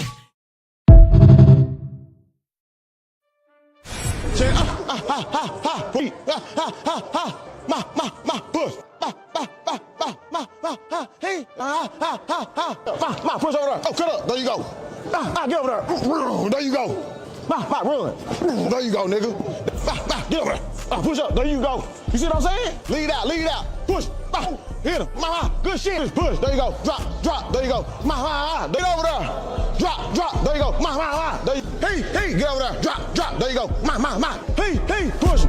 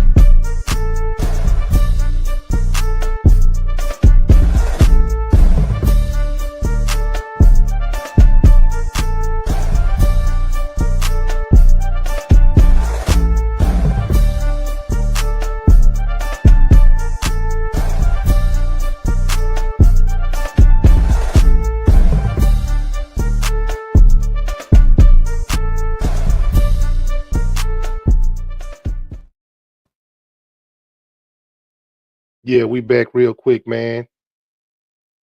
Got a couple of more backs, man. Then we gonna switch it on up. At the 34, we go to Walker. And Walker's still going. He's out of bounds. An incredible burst of speed and strength by Herschel Walker, and it's down at the 10-yard line. The run, watch the power. There's nothing there. There's no blocking. He cuts inside. Watch him just run right over All-American Sal Sinceri. Then he throws the burst of speed. Glenn, number 5, finally gets to him and knocks him out of bounds at the 10-yard line.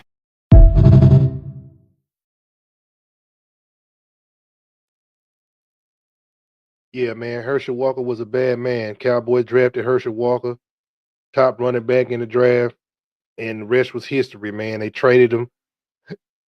You know, the Cowboys traded him, man, because they gave away Herschel Walker to rebuild the dynasty, man. Hey, sometimes you got to get rid of something big if you're trying to get something else. I mean, it didn't make sense. People was hating Jimmy Johnson for getting rid of Herschel Walker because he was the best player on the team.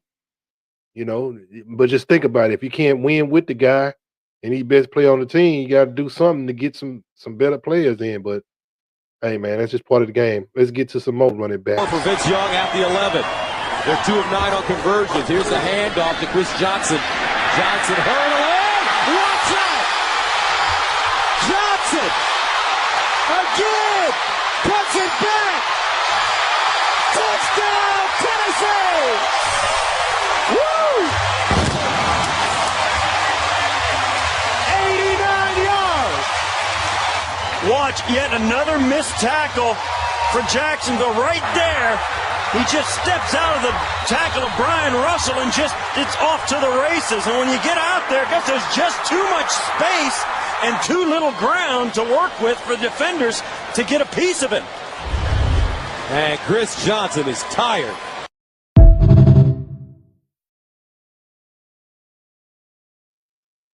I'll be tired too, man. You just read that many yards.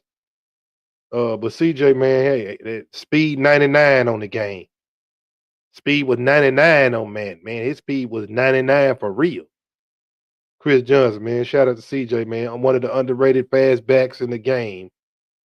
Watching them happen to him, but he knows he doesn't have a big play team, and Jacksonville does. Draw play. Taylor skips 2 tackles, right, and here we go. Yeah. Bye-bye. Brock Marion chasing. Brock Marion still chasing. Gets help from Smith. Touchdown. No flags. His ability to make people miss. Well, there's miss number 1, Calvin Jackson. Miss number 2 right there by Surtain. Zach Thomas was in the mix there. You see people all over the place. And then it's just speed. And Brock Marion, not a slow guy. You can see that on how effective he is with kickoff returns. And I would say, Vern, that the hamstring of Fred Taylor is just fine. Keep in mind, Fred missed 6 games this year. And right there, I think we're looking at a good reason why he was their number 1 draft choice last year. Well, I mentioned Zach Thomas had missed a tackle. Like it's clear on replay that Thomas got knocked away from contact. It's another underrated running back, man. Fred Taylor, man. They just keep coming, man. There's so many guys that's underrated that didn't really get they flowers, man. People didn't really recognize them, man. They only recognized certain ones. They didn't, and that's really a shame, you know. But I can't believe they didn't recognize Fred Taylor. And Fred Taylor's one of them guys, man. One of them guys that take it to yard, and he took it to yard.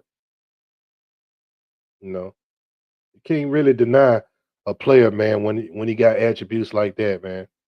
Number 1 pick, I see why. I think he went to what team was he drafted from? Florida Gators? I think it was the Gators, if I'm not mistaken. Yeah. I think it might have been Florida Gators, or I'm not 100%, man. I need to backtrack on my stats where these guys came from. I know where they made it, but I gotta go do my homework and know where they came from. Like I say, man, there's a lot of running backs in the game, man, that could change the game. Now we getting to the point that, like I said, I can go on and on, man. Well, they'll settle down, get some running going, and keep the scoring down, but it's been wide open from the start. Hurst with a hole up the middle and breaks free. 30. Midfield. The 20. The 10. Touchdown. 96 yards to win the game. The Jets think they got the 49ers right where they want them. Look at the blocking inside. Ray Brown with a good block. And then Garrison Hurst just does a good job of fighting off the tacklers. That's 1. He has the speed. Good hustle. Anthony Pleasant, a defensive lineman down the field. Breaks the 2nd tackle. Mo Lewis chases him. Gets to him, but it's too late. Scores the touchdown. 96 yards. Garrison Hurst. That is the longest run from scrimmage in the history of the San Francisco 49ers, and it wins on opening day here in 3Com Park.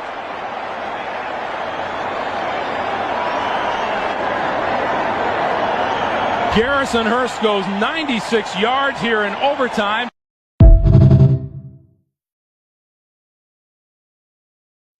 Garrison Hurst, man.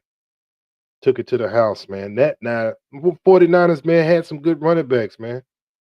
I think Garrison Hurst, man, he had, if I'm not mistaken, he had surgery on both of his knees, man. Actually had surgery on both of the knees and came back and was running still the same, like he didn't even have surgery on both his knees. I think he had major surgery on his knees. And hey, for him to be running like that, that's just amazing, man. That's why I say these guys go through a lot, man, when it comes to being a running back or whatever. You have to go through some things, man. Be a running back in the league, man. And everybody's story is not the same. I could truly tell you that every running back story is not the same. Some guys be healthy enough where they can walk away from the game. Some guys don't. You got to know when to step away to see another day. they say running backs don't have but 10 years in the league to run, to be in the game. And to a certain degree, I know why. I see why. That's very understandable. I do. I see why they don't really last that long, because some of these guys carry the load for these teams. Some of these guys are the forefront of the team. Teams ain't nothing without some of these guys. So you got to understand that the market for running backs are not very high, because they don't be wanting to pay the guys, man. I think the running back should get just as much pay almost as the quarterback, especially if there's some good ones. The good ones should get paid, man. They should get broke off. Should be no exceptions or whatever for their salary, whatever the case. But I guess that's why they let them go sometimes. They can't afford to keep them. Can't afford to keep both of them. But let's get into some more backs, man. Showing the young pup how it's done. A baptism. Fournette into the secondary. Runs over a man. Leonard Fournette. Touchdown. Put him on the hook, Leonard. Watch the vision. This is supposed to go to the right side. He cuts it back. Business decision. And runs like that. Have defenses that go to the sidelines. And LSU has its first touchdown since the first quarter of the Alabama game. It's a Sports Center top 10 nominee for number 7. And we're locked up at 7. Bug meet windshield. Leonard's in the house.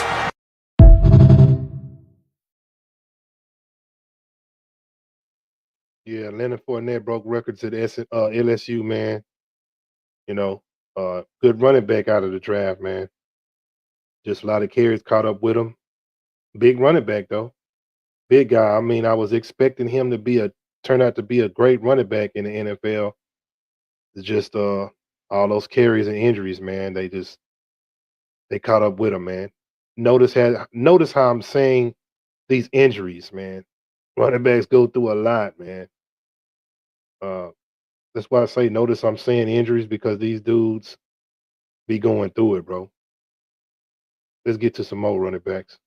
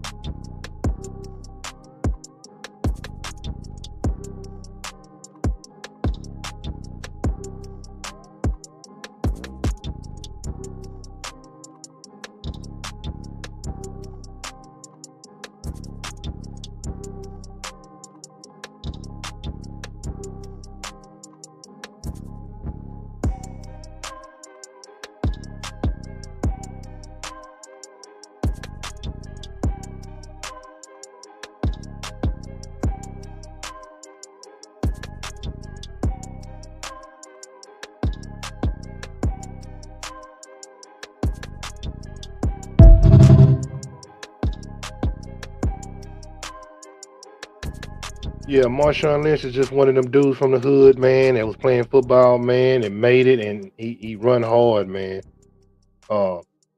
Seattle, I don't know why y'all didn't give him the ball to win the Super Bowl. Was it paid off or what? But I would have ran it with Lynch, dog. Ain't no way, bro. Ain't no darn way you don't give Lynch the ball at the goal line, especially running like that. I don't understand. Was that part of the script plan or what? Just let me know, because it didn't make no sense, man. But a lot of things don't make a lot of sense, but if you read between the lines, you will find out what is going on in the game. The game is changed. It's not the same game, but people that's in the game change it, man.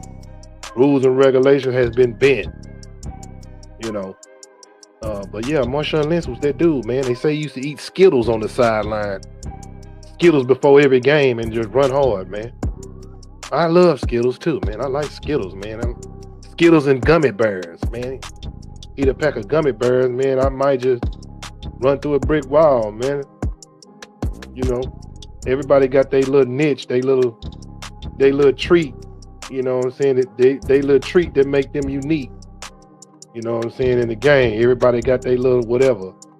Some players got their little ritual, whatever. I don't know. You know, everybody different. You know, truly different. But I'm just trying to tell you, you know, whatever works for you, man, do it. Ain't nobody tell you not to do it. If it works, get you 100 yards, eat some bag of Skittles. Get you 2,000 yards, shit. Have a pot of beans or something. You know what I'm saying? I don't know what it is. Collard greens, get you running down the field. You see number green eating collard greens. Hey, man. If you smoking the blunt, man, and it gets you where you're shaking and baking like Ricky Williams or something, man, I can't knock it, bro. You know what I'm saying? It just might, you know.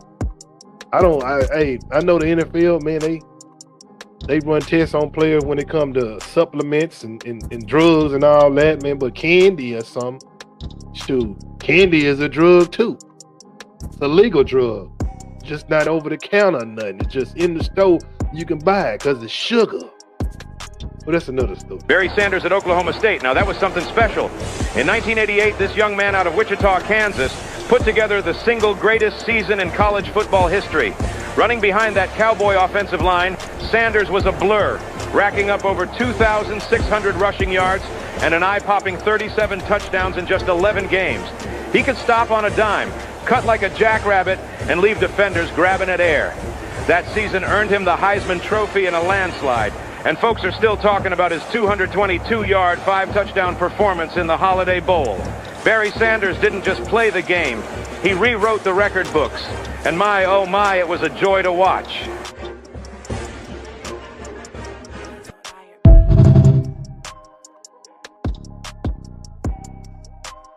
Yeah, man, that was one of my favorites, Barry Sanders. You know what I'm saying? You know I had to put his highlights up here. You know I had to get it up in here. On to the next. Rashaan Salam, the pride of Colorado, was something special in 1994.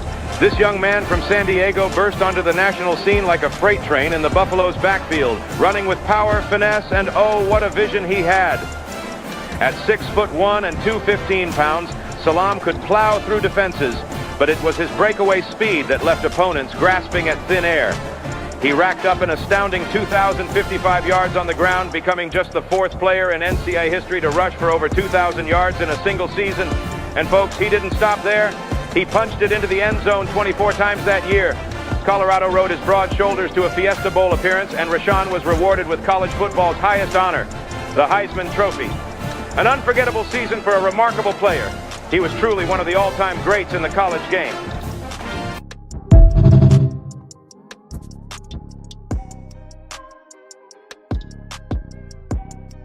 Yes, sir, man. One of the first Heisman Trophy winners at Colorado, man. It wasn't your boy Travis. Even though Travis is the second guy, but you got to understand, man, there was another man before him, and he was a good running back. Once he got into the NFL, I think he played for the Bears, and his career didn't just, you know, it's propelled the way it should have been in college. But that's just how the game go. On to the next one.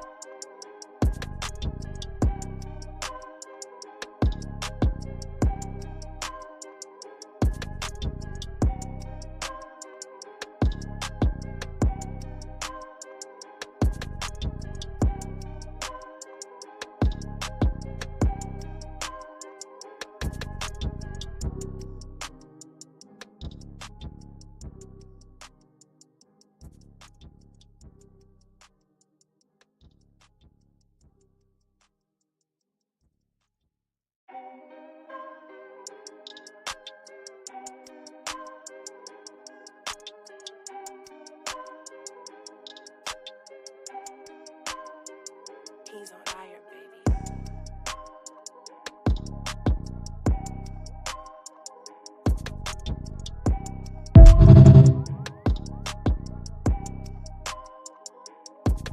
Yeah, Maurice Jones-Drew, man. He went to UCLA, man. The dude squat like ridiculous, man, pounds, man. I think he squatted like 800 pounds or something like that, man. 1,000 pounds or something. He squatted a lot for his size, man. He wasn't a big, tall running back, man, but he was low gravity, man, had power, running through linebackers, man. If you wasn't gonna tackle him right, you was gonna be a highlight. You know what I'm saying? So shout out to Maurice Jones-Drew, man. That's another good one. Let's get to the next one. Lorenzo White, the pride of Michigan State in the mid-1980s, was a force to be reckoned with. In 1985, the tailback etched his name into history as the first Big Ten player to rush for over 2,000 yards in a single season, finishing with an astounding 2,066. White wasn't just a runner, he was a workhorse, carrying the Spartans' offense on his shoulders with a rare combination of vision, power, and endurance. His crowning achievement came in 1987, when he racked up another 1,572 yards and led Michigan State to a Big Ten title and a Rose Bowl victory over USC. By the time his career was done, White held nearly every rushing record in Spartan history, cementing his legacy as one of the greats not just in East Lansing, but in the annals of college football.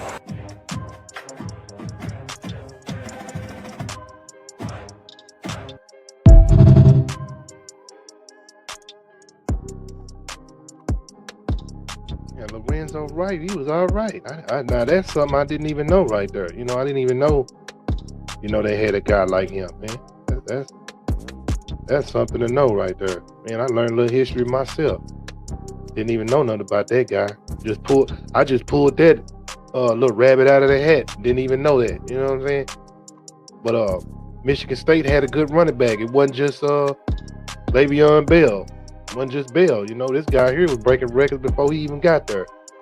There's a lot of running backs out here, man. I'm talking about, man, you can find running back anywhere, man. That's why some teams don't draft high on running backs. That's another topic I can, get into when it comes to that. We gonna go down through there when it comes to that.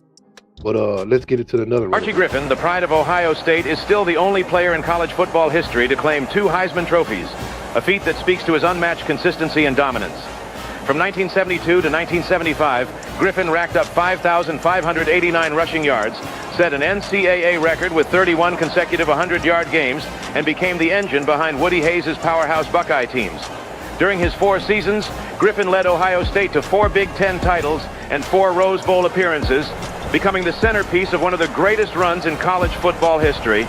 A true workhorse with a mix of speed, power, and heart, Archie Griffin didn't just play football, he defined it. His name still stands tall in the pantheon of gridiron legends.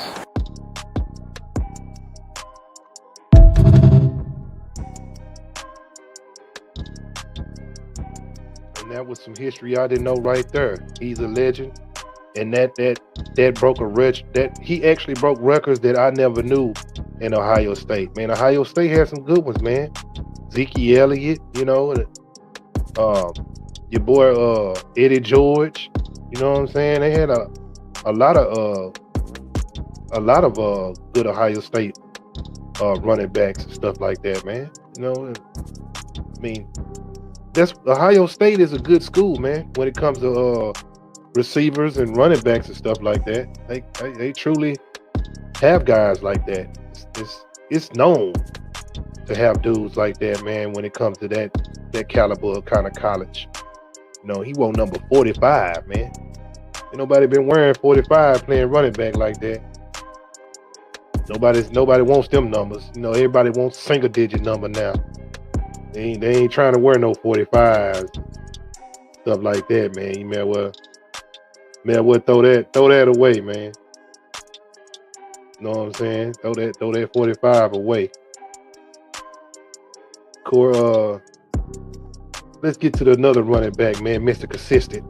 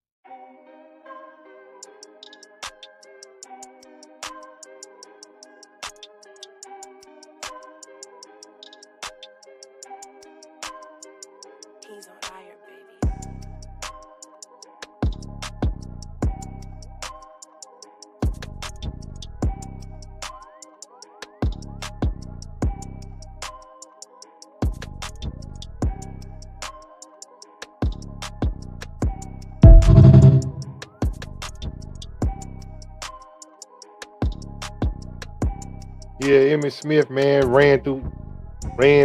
I mean, the offensive line made Emmitt Smith even a better player than what he was, man. But he still was. He had the vision. He had to, get up the field. His 40 time was not the highest 40 time, man. I think Emmitt Smith ran like a 4.6, 4.5, man. He was fast enough to get up to the holes, man. That was there. That's why I say, man, when it comes to being a running back or a player, you don't have to be the fastest player on the team to be a good running back or be a good position. Just know how to run when you get on the field. And that was Mr. Consistent, Emmitt Smith. Let's get into another running back, man, one of them Ohio State greats. Eddie George, wearing number 27 for Ohio State, was a true powerhouse on the field. At 6'3" and 230 pounds, he combined size, strength, and speed in a way few running backs could match. His breakout year came in 1995, when George rumbled for over 1,900 yards, leading the Buckeyes to a dominant season and earning himself the Heisman Trophy. Known for his bruising, downhill running style, Eddie didn't just break tackles. He crushed defenders in his path. By the time his Ohio State career was over, George had cemented his place as one of the all-time greats in college football, leaving a lasting legacy in Buckeye history.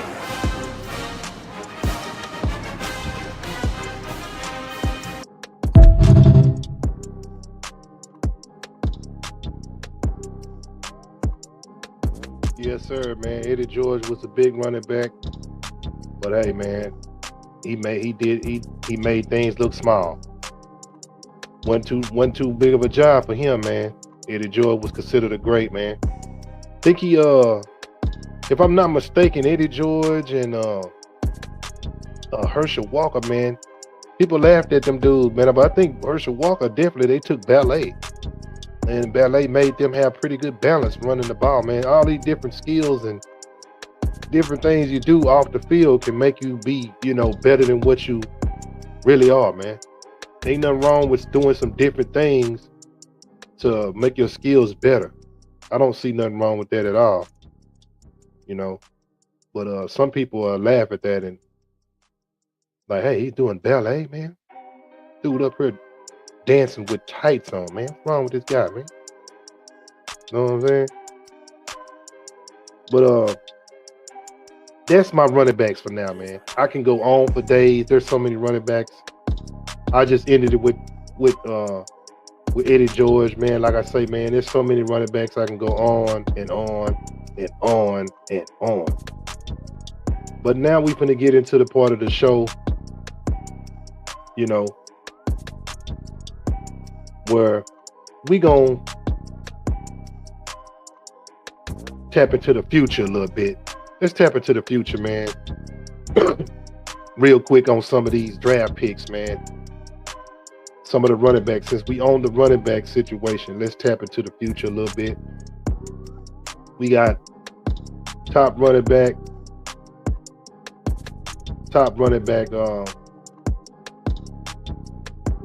Where is he at? Right here. You got your boy Jenny. Supposed to be the top running back out of the class. 5'9", 215. 21 years old. Graded to be first round. He's not that tall. Nice size. Blocking. Good frame potential. Receiving and power, man. Got a little power with that. And he got rushing. The dude actually has pretty good carries, man. His career stats is 4,796 yards. 6-point yards a carry type of guy. 82 receiving yards, 862 receiving yards, 56 touchdowns. Man, that's a lot of touchdowns. Stat 24 PFF, 97 rushing grade. He got 4 career fumbles. 5.3 yards a yak. So that's some pretty good stats, man, for a running back. He got a lot of carries. Where's carries? Carries Doesn't show his carries, but I know he has a lot of carries, man.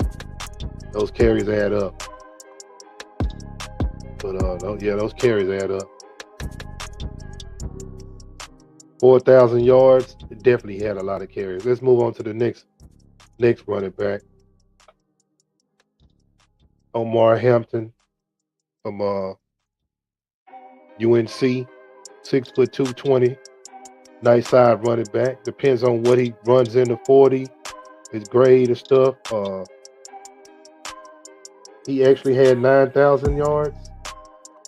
Is that a 9,000 yards? Yeah, like 9,000 yards rushing. Wow, that's ridiculous. Let me look at that. Let me get the banner off the screen. I can't see that. Oh, it's 3,000 yards rushing. Yeah, 3,500 yards rushing, 5.7 yak, 635 receiving yards, 635, 40 totals, touchdown. Damn. PFF 24 stats, 91 rushing grade, 1 fumble, 4.4. Wow. That's a pretty good running back right there, man. As long as he stay healthy. We'll see, man. Stay healthy, brother. Those are considered second round pick guys. This is another second round pick guy. It's possible he might be a steal.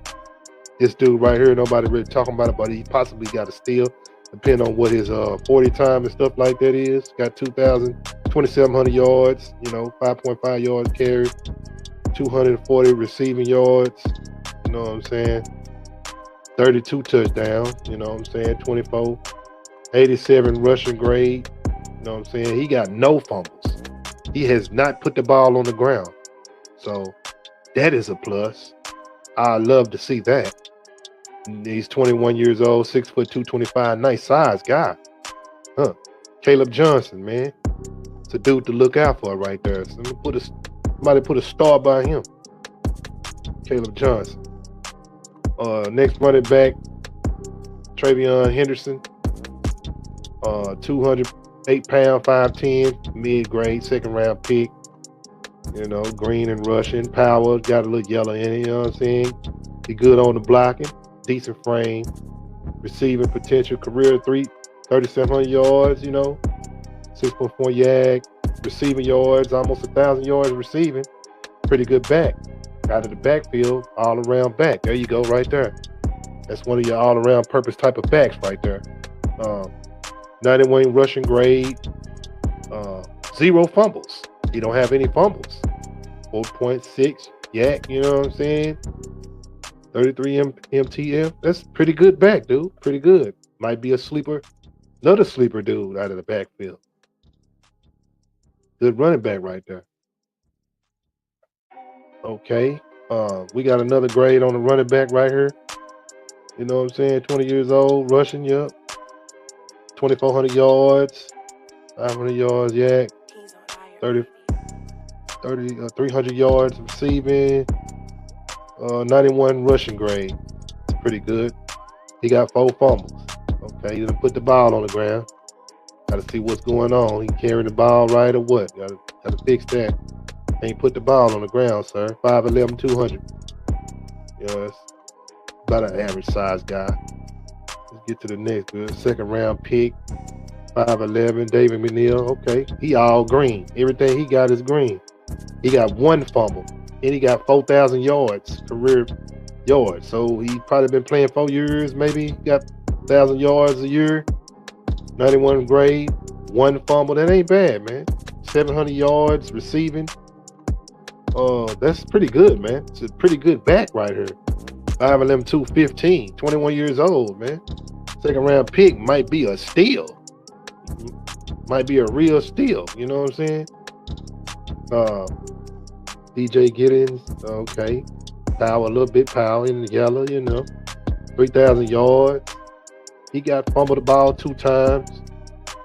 85 rushing grade. That's his grade, 85. 27 touchdowns, 600 yards receiving. Ain't too bad. What was his touchdown? He had 53 touchdowns. Dang, that dude got a lot of touchdowns. This dude right here, Devin Neal, touchdown machine. Okay, 47 touchdowns for this guy. Ohio State, Quentin Jukin. This dude here, right here, is not too bad too. 6'2", 219, 3,600 yards, 1 fumble. Half, about half of receiving, a little bit. 400 yards, not too bad. 47 touchdowns. It's a touchdown machine too. Scatterboo, one of my favorite guys, man. One of my favorite underrated guys, man. This man handling the Texas Longhorn game by himself. Man, he's gonna be a steal. Whoever gets this guy, you got you a good one, man. 5'11", 215, everything in the green. 4,000 yards, man. 4,300 yards, that's good. He done fumbled the ball 4 times his whole career. So we don't know. Maybe he had a lot of carries. Maybe he was tired. I don't know. It happens. 4.1 yards. 51 touchdowns. Touchdown machine. Yeah, 102 MTF. Man, this guy is a good steal. He said second round, but shoot, man, it's possible somebody might move up to get him because he's a steal. So let's see who had the most touchdowns on here. Probably your boy Ashton Jenny. Jenny had 56. Had the most. Jenny had the most touchdowns. Of course, number 1, most touchdowns. If I was to pick a running back based upon the grade and based upon what he does in the combine, blindly, Jenny is good, but I would have to get another running back who I wouldn't want to get too much carries on him because he got a lot of carries. This guy right here, I would definitely get. You can't, just saying, Jenny is a talent. You can't pass up if you can get him, if he's there. You know what I'm saying? You can't pass up on a good talent if you need a running back. For sure, can change the game. But I would get him. Definitely Scatterboo. Definitely this guy I would grab. 0 fumbles. That's a winner right there. I know he ain't a blocking running back because we can work on that. He might be just a speed guy. He got the frame and the potential. You know what I'm saying? So that'd be some things I can work on. He got power and he's not really that great at receiving, but that can get better. So that ain't no problem. My eyes would be on this guy right here, Caleb Johnson. Knowing that if I had a team, if it was me, I didn't have a running back or anything, I'd be trying to grade him to see what's going on with his draft stock and see if we can get this guy on the team. This guy right here, so if he's on the board, maybe. Depends on what he's doing in the combine. Combine depends. This dude I would definitely get. There's actually about 3 to 4 players off of this list that I would get. This dude I'd definitely get too, man. I've seen him play and run. So I would take a chance on drafting this guy right here. What he does in the combine, stuff like that, check him out. He might be a good steal too, man. Good running back right there. Is okay, not too bad. Let me see. This dude right here, he's okay too. He got pretty good size, potential, and frame. Just his receiving not good, so it depends on what he do in the draft. So it's actually 1, 2, 3, 4, 5 guys on here. It's a total of 5 guys that I would be looking at. 5 guys. Based upon what type of backs I already got or whatever the case and how they run, man, 5 of these guys I'm looking at. That's a for sure. You know what I'm saying? But there's some other guys out there. There's one guy that's I feel like people been sleeping on, man. He came from New Mexico, the Lobos, and this dude right here, man. I always felt like this dude had some abilities and skills where People sleeping on him, and they should get him. Touchdown. Krosky Barrett into the end zone, his second of the game. I was a little nervous, but after the first carry, I was like, all right, come on, like, we can go now. So his ability to stop and start is showing up in a major way right now. It means a lot to me just to be out here and come win this award. I mean, I haven't played all year, and I mean, God works in mysterious ways. Our offensive MVP, Jacory Krosky Barrett. I'm just excited to be able to come compete with different top athletes around the country and still be able to showcase my skills. So, These blue chips, these blue shoes.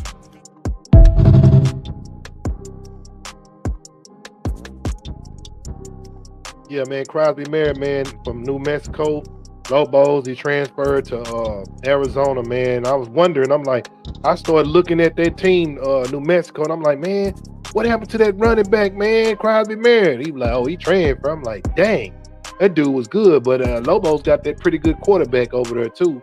He not too bad, too, man. Like, some of these small schools and schools nobody pay attention to, baby, they be getting some talent over there that really get slept on, man.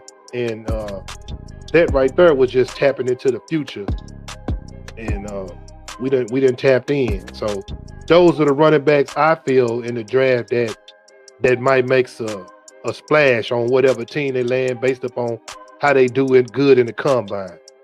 So we just tapped into the future. Now we getting to the point where we're gonna talk to him a little bit, man. We gonna talk to him a little bit, man. We gonna switch it up, man. You know, Michael Jordan, man. What you got to say about these situations about these youngsters, man?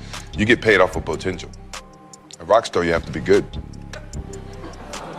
know what I mean? You get paid off of potential in our sport.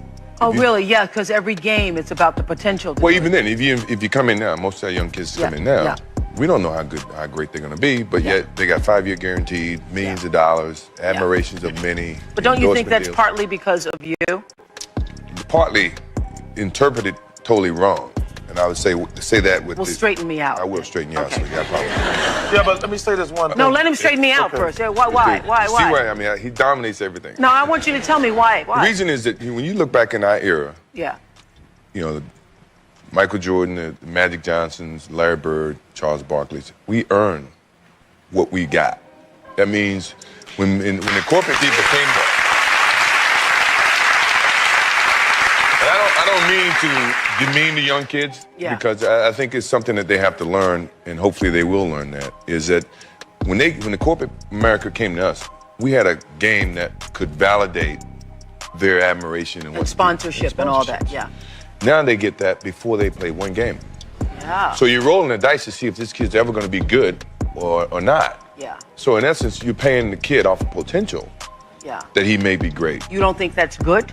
No, because I think it sets bad work ethic. When you get something so easily, you're not going to work as hard. You don't think so? Okay.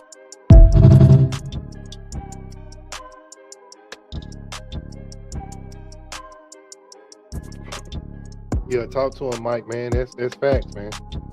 When they get the money, man, it's like, man, I ain't got no use of working hard no more, man. They ain't hungry no more. You know what I'm saying? Talk to him, man.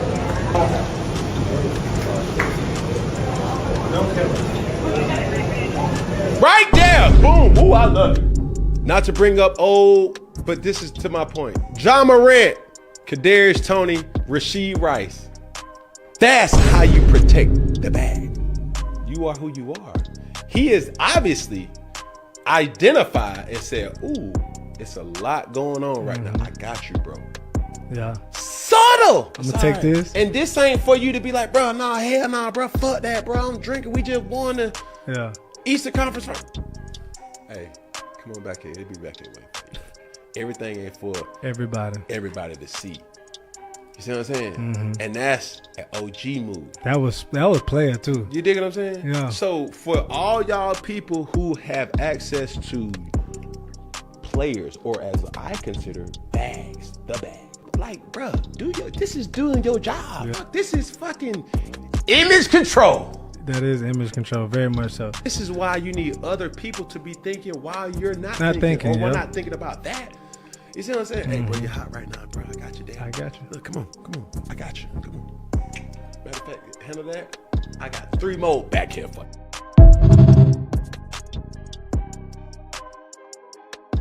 Man, somebody talk to the youngsters, man. Let them know, man. Because they just never know their opportunity is bliss, man. Somebody talk to them, man. Let them know, man. Or they get in the situation they don't even know they in, bro. The social media and everything just eat them alive, man. But shout out to the man. Shout out to the people that's willing to talk to the youngsters. Shout out to the youngsters that's willing to listen. Now we into the point of the show where did you know? Did you know? These are the teams with the most cap space heading into the 2025 offseason, ranked from 32 to 1. Number 32 is the Saints with negative $50 million. Number 31 is the Browns with negative $26 million. Number 30 is the Seahawks with negative $23 million. Number 29 is the Dolphins with negative $14 million. Number 28 is the Falcons with negative $6 million. Number 27 is the Bills with negative $1 million. Number 26 is the Cowboys with negative $900,000. Number 25 is the Texans with $10 million. Number 24 is the Chiefs with $16 million. Number 23 is the Ravens with $17 million. Number 22 is the Jets with $19 million. Number 21 is the Bucks with $23 million. Number 20 is the Panthers with $24 million. Number 19 is the Eagles with $26 million. Number 18 is the Colts with $31 million. Number 17 is the Jags with $34 million. Number 16 is the Broncos with $39 million. Number 15 is the Steelers with $43 million. Number 14 is the Packers with $43 million. Number 13 is the Giants with $47 million. Number 12 is the Rams with $49 million. Number 11 is the Bengals with $49 million. Number 10 is the Titans with $50 million. Number 9 is the 49ers with $51 million. Number 8 is the Vikings with $64 million. Number 7 is the Chargers with $64 million. Number 6 is the Lions with $67 million. Number 5 is the Bears with $69 million. Number 4 is the Cardinals with $72 million. Number 3 is the Commanders with $93 million. Number 2 is the Raiders with $95 million. And number 1 is the Patriots with $125 million.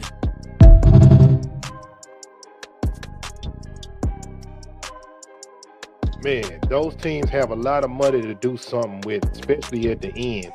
The Commanders, man. Commanders got a lot of money, man, and they already went pretty much into conference defensive. I mean, in the conference, into the divisional championship. You know what I'm saying? They made it that far. With a team that far in the conference championship, divisional championship. With that much money, they can do some damage, man. They got enough money to do a lot. That's very scary. Those teams that's in the negative, they got big money problems, man. Of course, we know. The Patriots, man, they're still a young team. They still in the building mode, so they got a lot of money. They number 1 team with the most money too. Man, those teams with the least money, some kind of way, man, if they can ever start winning with the less money, man, they got some. The teams that got the most money spent ain't winning, you got a problem. You got a big problem. That means you giving up some money to the wrong players and ain't getting nothing done.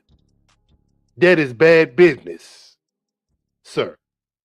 And whatever franchise is doing that, you need to get it together. Somebody need to be fired. If it ain't in the office or if it's on the field, somebody need to get fired because money is going to waste. Because the show ain't going in the bank right. And that's another story. But like I say, man, let me get to the summary of, the summary of the show. You know what I'm saying? HBs, RBs, and fullbacks. Running backs, fullbacks, and halfbacks. Let me get to the running backs. Let me just get to that. Get to the point of that. The summary of running backs, just mainly carry the ball, involve running and receiving. Halfbacks often interchangeable with running backs. Focus on versatility of both running and passing.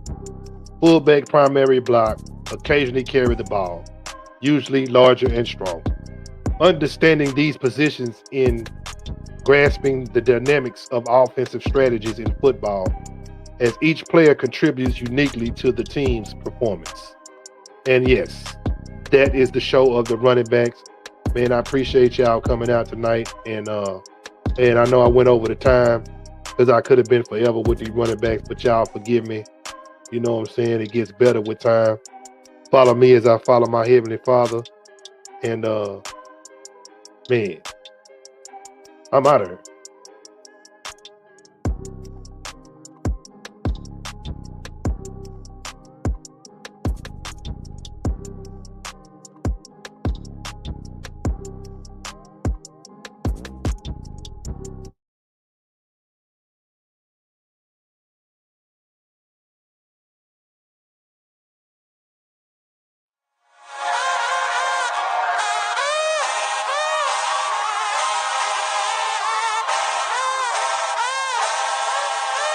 Pages record.